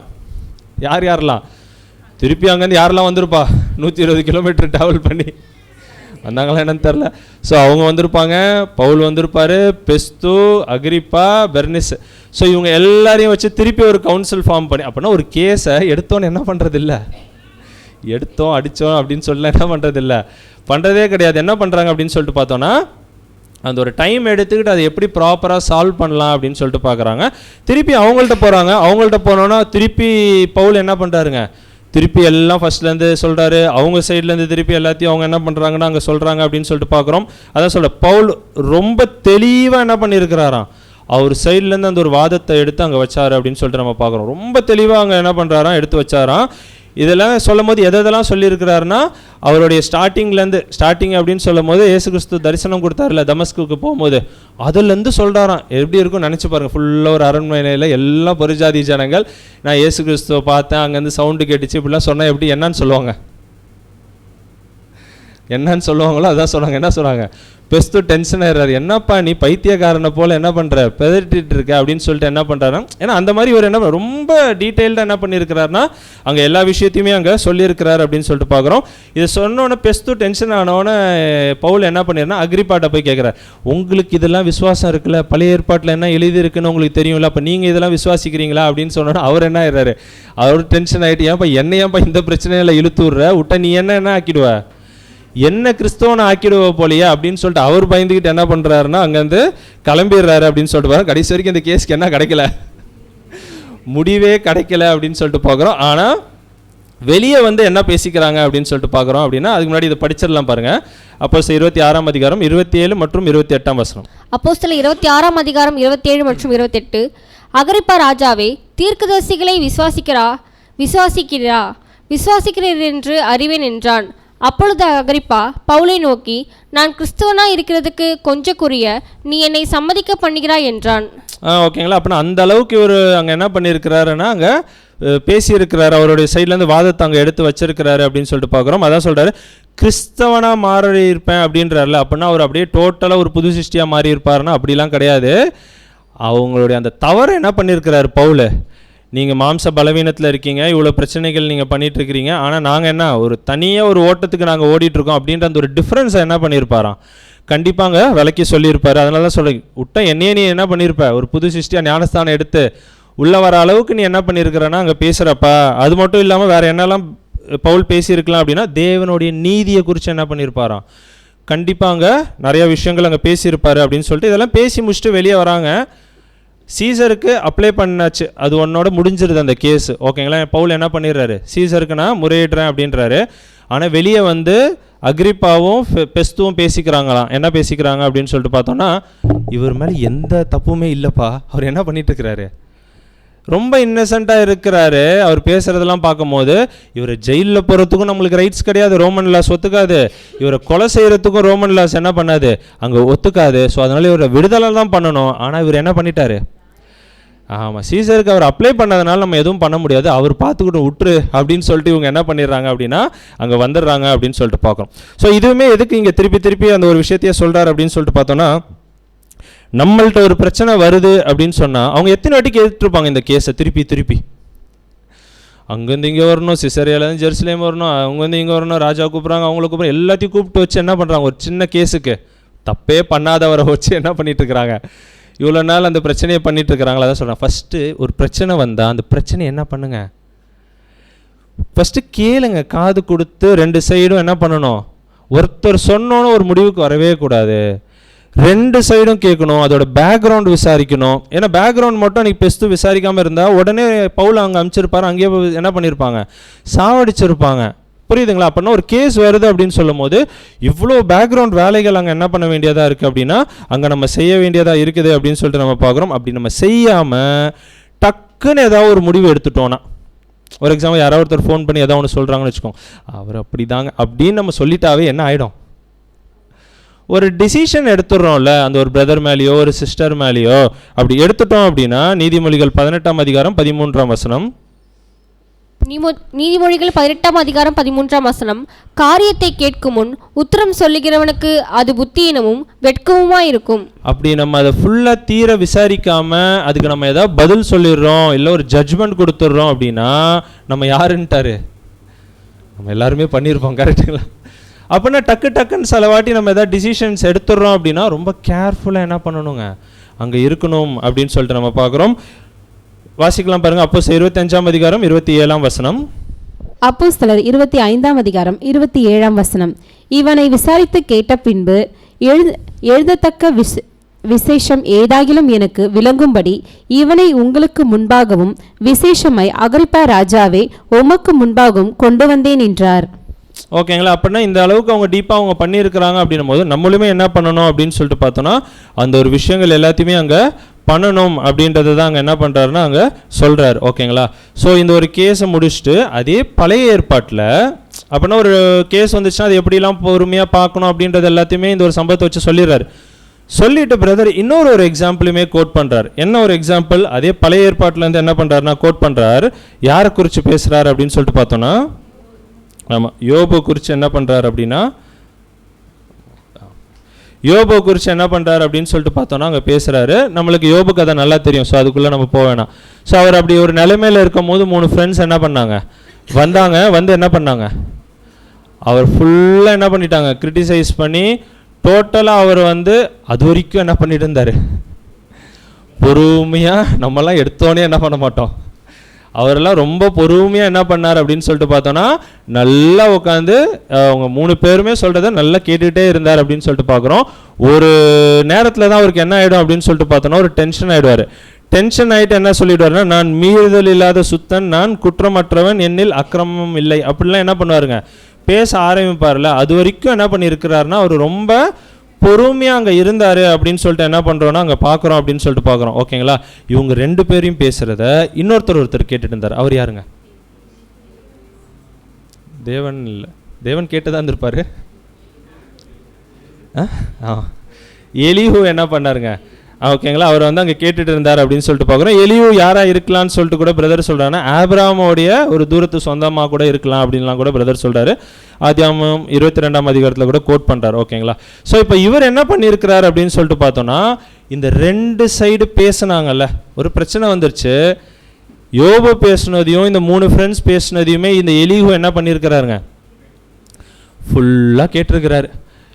பார்த்தீங்கன்னா 32ஆம் அதிகாரம் வரைக்கும் இவர் என்ன பண்ணியிருக்கிறாரு? வாயே திறக்கல. யோபு கூட எடுத்து பேசிட்டார். ஆனால் இவர் என்ன பண்ணியிருக்கிறாரு? எலியு வாயே திறக்கல. இவங்க சைடில் பேசுறது, அவங்க சைடில் பேசுறது, இதை மட்டும் அவர் என்ன பண்ணியிருக்கிறாருன்னா ஃபுல்லாக கேட்டிருக்கிறாரு. அதான் சொல்கிறாரு. அதுக்கப்புறம் 32ஆம் அதிகாரத்துக்கு மேலே தான் பேசவே ஆரம்பிப்பார் எலியு. ஓகேங்களா? பேசும்போது சொல்கிறாரு, நான் ஒரு சின்ன பையன் தான், உங்கள் எல்லாரோட வயசில் நான் யார்? சின்ன பையன் தான். அதனால தான் நான் என்ன பண்ணிட்டு இருந்தேன், இவ்வளோ நேரம் உங்கள் எல்லாரோடைய பேச்சுமே நான் ரொம்ப பொறுமையாக கேட்டுட்டு இருந்தேன். சொல்லிட்டு என்ன சொல்லுவார் அப்படின்னா, நீங்கள் 2 பேர் பேசுகிறதுமே தப்பு. நார்மலாக என்ன பண்ணுறாரு? பேலன்ஸ்டாக சொல்கிறார். ஏன்னா அப்போ தான் தெரியும். இப்போ ஒருத்தவங்க மட்டும் சொல்கிறத கேட்டுட்டோன்னா நம்ம என்ன ஒரு முடிவுக்கு வந்துடுவோம். அதனால தான் இவர் என்ன பொறுமையாக கேட்குறாரு. இதுக்கு முன்னாடி நீதிமொழிகள் வசனம் வாசிச்சால. ஸோ பொறுமையாக கேட்குறாரு. கேட்டுட்டு என்ன சொல்கிறாருன்னா, 3 ஃப்ரெண்ட்ஸ், அவரே அவ்வளோ கஷ்டத்தில் இருக்கிறார். எல்லாத்தையும் இழந்துட்டு, பிள்ளை குட்டி எல்லாத்தையும், வீடு எல்லாத்தையும், நீங்கள் எப்படி பேசணும்? இப்போ நீங்கள் உங்கள் சைடும் தப்பு இருக்குது. நீ இவ்வளோ நேரம் கம்முன்னு இருந்தீங்கல்ல, இதுக்கப்புறம் நீங்கள் என்ன என்னமோ உத்தமன் மாதிரி சுத்தன்னு எல்லாம் பேசிகிட்டு இருக்கீங்க. அப்போ தேவனுக்கு விரோதமாக நீங்களும் பேசியிருக்கீங்க. 2 சைடுமே நீங்கள் என்ன பண்ணியிருக்கீங்க? தப்பு பண்ணியிருக்கீங்க, தப்பாக பேசியிருக்கீங்க அப்படின்ற ஒரு விஷயத்தை அங்கே என்ன பண்ணுறாருன்னா ரொம்ப பேலன்ஸ்டாக அங்கே என்ன பண்ணுறாருன்னா அங்கே எடுத்துகிட்டு வர்றாரு அப்படின்னு சொல்லிட்டு பார்க்குறோம். பேசிட்டு 33ஆம் அதிகாரத்துலேருந்து இவர் பேசுவார். ஓகேங்களா? அப்படின்னா இவர் பேசுகிறதுக்கு முன்னாடி என்ன பண்ணியிருக்கிறாரு? நல்லா கேட்டிருக்கிறாரு அப்படின்னு சொல்லிட்டு பார்க்குறோம். ஒரு 8 பாயிண்ட் சொல்கிறார். ஃபாஸ்ட்டாக பார்த்துருவோம். பார்த்தீங்கன்னா, அவர் வாயை திறக்கிறதுக்கு முன்னாடி, ஒரு விஷயத்தை பேசுகிறதுக்கு முன்னாடி அவருக்கு ஃபஸ்ட்டு என்ன வேணும் அப்படின்னு சொல்லிட்டு பார்க்குறோன்னா, சரியான ஒரு நோக்கம், ப்ராப்பர் மோட்டிவ். ஒரு விஷயத்தை குறித்து பேசுகிறோம் அப்படின்னாவே பேசுகிறதுக்கு முன்னாடி என்ன வேணுமா யோசிக்கணும். நம்ம இதை வச்சு பேசலாமா வேணாமான்னு, அது பின்னாடி வருது. அப்போ ஒரு விஷயத்தை குறித்து பேசுகிறோன்னா அந்த ஒரு மோட்டிவ், நோக்கம் இருக்குல்ல, அது நீங்கள் வசனம் அப்படியே வாசிக்கணும். 33 1 12 வரைக்கும் பிரதர் கோட் பண்ணுறாரு எலியு பேசுகிறது. ஸோ அதில் ஒரு 8 பாயிண்ட்டை தான் இங்கே சொல்கிறார். அப்படின்னா ஒரு நல்ல மோட்டிவ் வேணும். அடுத்தது என்னன்னா, பேசும்போது தெளிவாக கிளாரிட்டியாக பேசும் ஒரு விஷயம். அப்போ கிளாரிட்டியாக எப்போ தான் நம்ம பேச முடியும்? அதோட ஃபுல் பேக்ரவுண்டு தெரியணும். அந்த பிரச்சனையோட ஃபுல் பேக்ரவுண்ட் தெரியாமல் தெளிவாக கிளாரிட்டியானால நம்மளால் என்ன பண்ண முடியாது? அங்கே பேச முடியாது. அடுத்தது என்ன சொல்கிறார் அப்படின்னா, பேசுகிறதுக்கு இன்விடேஷன் வரணுமா? என்ன பண்ணணுமா? ஆமாம், ஒருத்தரை குறித்து விமர்சனம் சொல்கிறதுக்கு முன்னாடி அந்த ஒரு வாய்ப்பு நம்மளுக்கு வர வரைக்கும் என்ன பண்ணணுமா? வெயிட் பண்ணணும். அதுதான் எலியு 32 அதிகாரம் என்ன பண்ணியிருக்கிறாரு? ஓகே, வெயிட் பண்ணி, அவர் எப்போ உள்ளே வந்தாருன்னு தெரில, ஆனால் அது வரைக்கும் என்ன பண்ணியிருக்கிறாரு? நல்லா வெயிட் பண்ணியிருக்கிறாரு அப்படின்னு சொல்லிட்டு நம்ம பார்க்குறோம். அடுத்தது ஒரு பாயிண்ட் என்ன சொல்கிறார் அப்படின்னு சொல்லிட்டு பார்த்தோன்னா, அவருடைய வீக்னஸை எடுத்து சொல்கிறார். நீங்கள் எல்லாருமே தப்பு பண்ணுறீங்க, நானுமே யார்? மண்ணானவன் தான், மண்ணிலேருந்து தான் நானும் வந்தேன். எப்படி நீங்கள் மண்ணிலேருந்து வந்தீங்களோ நானும் மண்ணிலேருந்து தான் வந்திருக்கேன். என்கிட்டையும் பலவீனங்கள் இருக்குது அப்படின்ற ஒரு விஷயத்தை அவருமே என்ன பண்ணிக்கிறாராம்? அங்கே அக்செப்ட் பண்ணிக்கிறாரு. அடுத்தது சொல்லும் போது ரொம்ப மெதுவாக, ஸ்பீக் ஜென்ட்லி சொல்லுவாங்க, ரொம்ப மெதுவாக என்ன பண்ணியிருக்காருன்னா மறு உத்தரவு சொல்லியிருக்கிறாரு அப்படின்னு சொல்லிட்டு நம்ம பார்க்குறோம். அடுத்தது என்ன அப்படின்னா, இந்த வதந்திகள்லாம் வரும்ல, அந்த மாரி விஷயங்கள்லாம் என்ன பண்ணுறது இல்லை, அவர் என்ன பண்ணலையா, இவர் இப்படி சொன்னார், இவர் இப்படி அந்த மாதிரி விஷயத்தை எடுத்துகிட்டு போயிட்டு அங்கே பேசவே இல்லையா. கண்ணில் நேரில் இவர் அந்த சம்மந்தப்பட்டு பார்த்துருப்பாங்கல்ல, இல்லை அதுக்குள்ளே இருந்திருப்பாங்களே அந்த ஒரு விஷயத்தை, அதை மட்டும்தான் இவர் எடுத்து பேசுகிறாராம். கடைசியாக ஒரு பாயிண்ட் என்ன சொல்கிறாருன்னா, அந்த விஷயத்தை மட்டும்தான் கிரிட்டிசைஸ் பண்ணாரோடைய நபர் என்ன பண்ணல. ஓகேங்களா? அப்போ என்ன பண்ணல, அந்த விஷயம் தப்புன்னு சொன்னார ஒழிய அந்த நபரை என்ன பண்ணலையா, கிரிட்டிசைஸ் பண்ணவே இல்லையா. அப்படின்னா எலியு ரொம்ப நேர்மையாக பேசியிருக்காரு, ரொம்ப தெளிவாக பேசியிருக்காரு, பதில் அளித்தார். ஆனால் பேசுகிறதுக்கு முன்னாடி அழைப்பு வருதான்னு பார்த்துருக்கிறாரு. அடுத்தது வந்து பார்த்தீங்க அப்படின்னா, அவர் சொந்த என்கிட்டயும் இந்த பலவீனங்கள் இருக்குது அப்படின்றத அவர் ஒத்துக்கொண்டு இருக்கிறாரு. அடுத்தது வந்து பார்த்தீங்கன்னா ரொம்ப மெதுவாக நான் சாஃப்டாக அந்த ஒரு விஷயத்தை எடுத்து வச்சிருக்கிறாரு அப்படின்னு சொல்லிட்டு பார்க்குறோம். அடுத்தது என்ன அப்படின்னு சொல்லிட்டு பார்த்தோன்னா, எந்த ஒரு வதந்தியான விஷயங்களையும் அவர் என்ன பண்ணலங்க அங்கே எடுத்துட்டு நேரடியாக எந்தெந்த விஷயத்தை பார்த்தாரோ இல்லை அவர் சம்மந்தப்பட்டிருந்தாரோ அதை மட்டும்தான் என்ன பண்ணுறாருன்னா அங்கே எடுத்து வைக்கிறாரு வழியா. இல்லை இவங்க இதை சொன்னாங்க, அவங்க இதை சொன்னாங்க, இதை நான் கேட்டேன் அப்படின்ற எந்த விஷயத்தையுமே அங்கே எடுத்து வைக்கல. கடைசியாக என்ன பண்ணுறாருன்னா அந்த கிரியையை மட்டும்தான் என்ன பண்ணுறாரு, விமர்சனம் பண்ணுறாரு ஒழியா நபர் அவர் என்ன பண்ணல. இது 2வது ஒரு எக்ஸாம்பிளாக பிரதர் எடுத்து வச்சுட்டு சொல்கிறாரு, இது எல்லாம் நம்ம புது சிருஷ்டி குடும்பத்துக்குள்ளே இருந்தால் எப்படி இருக்கும், என்ன எப்படி இருக்கும் பிரச்சனையே. அப்படின்னா யோசிச்சு பொறுமையாக ஒவ்வொரு விஷயத்தையும் பண்ண எக்லீஷாக்குள்ளே என்னவே வராது. அவன் இங்கே வரதில்லை சொல்கிறேன், பொதுவாக சொல்கிறேன். ஓகேங்களா? அப்போ எந்த விஷயமே என்ன ஆகாதுங்க, அங்கே பிரச்சனையே அங்கே வராது அப்படின்னு சொல்லிட்டு நம்ம பார்க்குறோம். ஓகேங்களா? ஸோ இப்போ ஒரு கேள்வி என்ன அப்படின்னா, சரி ஒருத்தவங்க தப்பு செய்யும் போது போய் சொல்லலாமா வேணாமா, இல்லை ஒரு கொஞ்சம் பயமாக தான் இருக்குதா அப்படின்றீங்களா? ஓகே,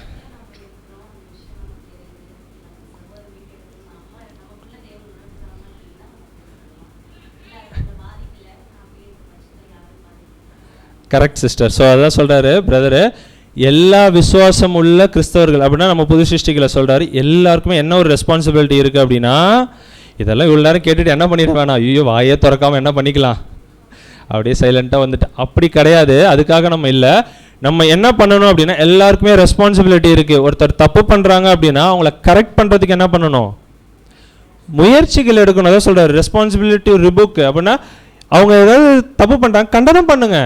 அவங்க பண்ண தப்புன்றதை என்ன பண்ணணும், கண்டிப்பாக கண்டனம் பண்ணணும். ஒவ்வொரு விசுவாசம் உள்ள புது சிருஷ்டியும் கிறிஸ்தவனுமே அதை என்ன பண்ணணும், அங்கே பண்ணணும். ஆனால் எப்படி பண்ணணும், தப்புனா சொல்லணும், ஆனால் அது எப்படி பண்ணணும் அப்படின்னா, சமயம் வாய்த்தாலும் வாய்க்காவிட்டாலும் ஜாக்கிரதையாக திருவசனத்தை பிரசங்கம் பண்ணி, ஆனால் எப்படி பண்ணணும், எல்லா நீடிய சாந்தத்தோடும். சாந்தம்னா அது நம்மள்ட்ட ஃபஸ்ட்டு எப்படி இருக்கும்னு பார்த்துக்கணும்.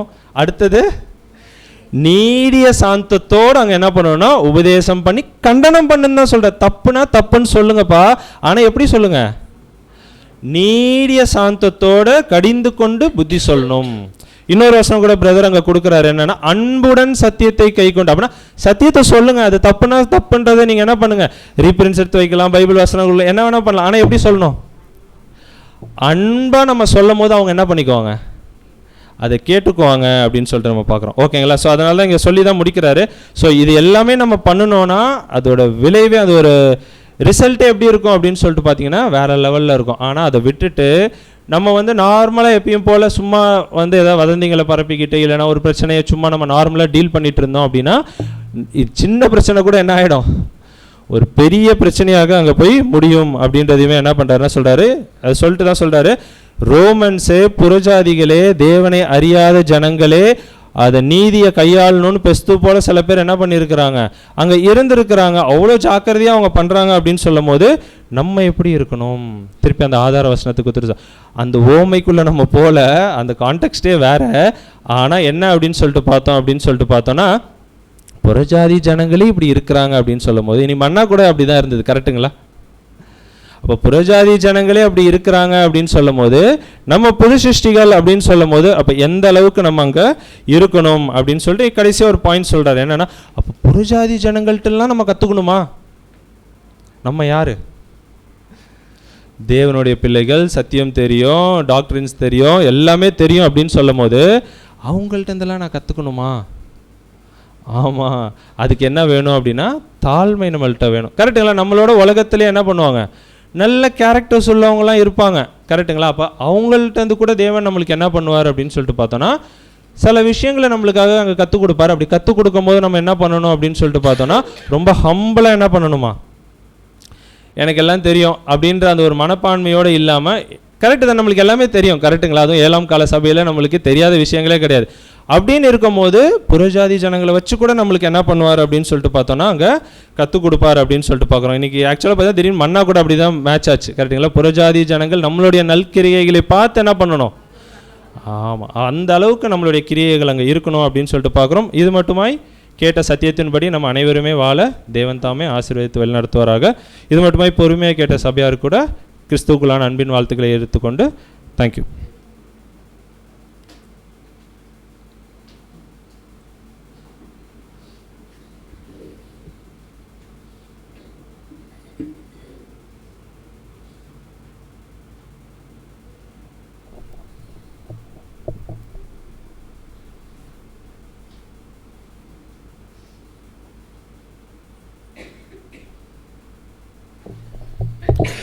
அன்புக்குரிய சகோதர சகோதரிகளே, இந்த நாளிலும் கற்றுக்கொண்ட பாடத்திற்காக நாம் தேவனுக்கு கிறிஸ்துவின் மூலமாக நன்றிகளை எடுத்துக்கொள்வோம். சத்தியத்தை பகிர்ந்து கொண்ட சகோதரருக்கும் நம்முடைய சார்பாக அன்பின் வாழ்த்துக்களை தெரிவித்துக் கொள்ளலாம். இந்த ஆராதனைக்கு நிறைவாக நாம் எழுந்து ஒரு பாடல் பாடலாம்.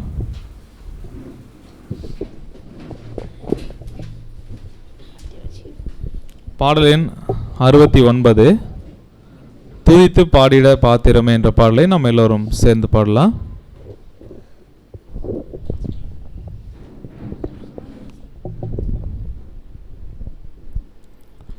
துதித்து பாடிட பாத்திரமே தூங்கவன் இயேசுவின் நாமமதே. துதித்து பாடிட பாத்திரமே தூங்கவன் இயேசுவின் நாமமதே.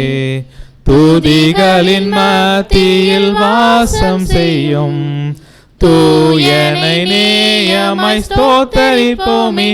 அற்புதமே அவர் நடத்துதலே, ஆனந்தமே பரமானந்தமே, நன்றியால் உள்ளமே மிக பொங்கிடுதே. நாம் அல்லேலூயா துதி சாற்றிடுவோம், நன்றியால் உள்ளமே மிக பொங்கிடுதே. நாம் அல்லேலூயா துதி சாற்றிடுவோம்.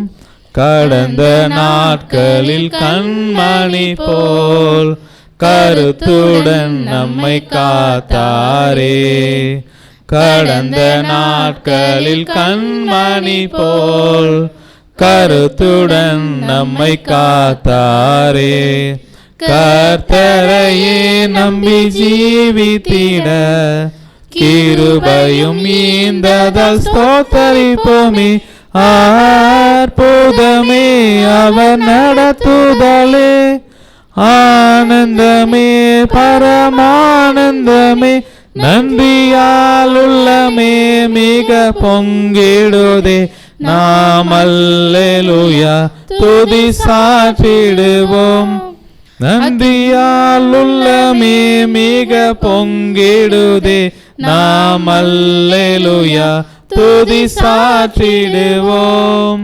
அக்கினி ஊடாய் நடந்தாலும் ஆழியின் தண்ணீரை கடந்தாலும், அக்கினி ஊடாய் நடந்தாலும் ஆழியின் தண்ணீரை கடந்தாலும், சோதனையோ மிக பெருகினாலும் ஜெயம் நமக்கீந்ததால் ஸ்தோத்தரிப்போமே. அற்புதமே அவர் நடத்துதலே, ஆனந்தமே பரமானந்தமே, நன்றியால் உள்ளமே மிக பொங்கிடுதே. நாம் அல்லேலூயா துதி சாற்றிடுவோம். இந்த வனாந்திர யாத்திரையில் இன்பரம் இயேசு நம்மோடிருப்பார். இந்த வனாந்திர யாத்திரையில் இன்பரம் இயேசு நம்மோடிருப்பார். போகையிலும் நம் வருகையிலும் புகலிடமானதால் ஸ்தோத்தரிப்போமே. அற்புதமே அவர் நடத்துதலே, ஆனந்தமே பரமானந்தமே, நன்றியால் உள்ளமே மிக பொங்கிடுதே. நாம் அல்லேலூயா துதி சாற்றிடுவோம். வாஞ்சைகள் தீர்த்திட வந்திடுவார், வாரும் என்றே நாம் அழைத்திடுவோம். வாஞ்சைகள் தீர்த்திட வந்திடுவார், வாரும் என்றே நாம் அழைத்திடுவோம். வானத்திலே ஒன்று சேர்ந்திடும் நாள் விரைந்து நெருங்கிட ஸ்தோத்தரிப்போமே.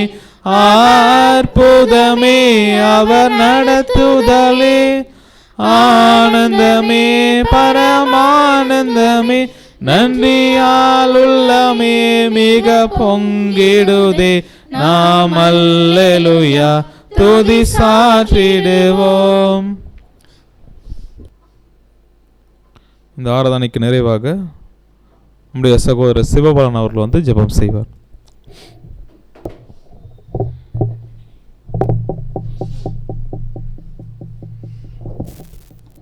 ஜெபம் செய்வோம். தேவனுக்கு மகிமை உண்டாதாக.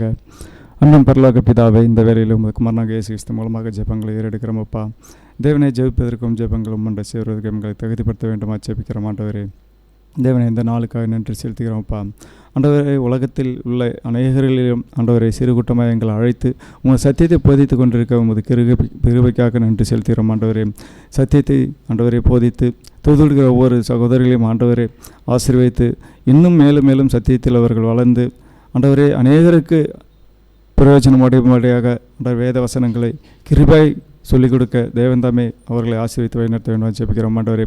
மேலும் அப்பா ஆண்டவரை கேட்ட சத்தியத்தின் மூலமாக நாங்கள் அப்படியே இருதயத்தில் பதித்து கொள்ளாமல் எங்களோடு பழகுகிற மனிதர்களிடம் நாங்கள் ஆண்டவர் சந்திக்கிற மனிதர்களையும் ஆண்டவரை சத்தியத்தை போதிக்க கிருபையும் தந்து புத்தியும் ஞானத்தோடு அவர்களோடு உமது வேதத்தை விவரிக்க எங்களுக்கு கிருபை தந்தர வேண்டும் ஜெபிக்கிறோம் ஆண்டவரே. ஒவ்வொருவரையும் ஆசீர்வதியும் போக்குவரத்தாக யாரையும் பாதுகாத்துக்கொள்ளும். துதி கனமாக்கும் எல்லாம் உண்மைக்கே செலுத்துகிறோம். இயேசு கிறிஸ்து நாமத்தில் ஜெபிக்கிறோம் எங்கள் ஜீவனில் நல்ல பிதாவே.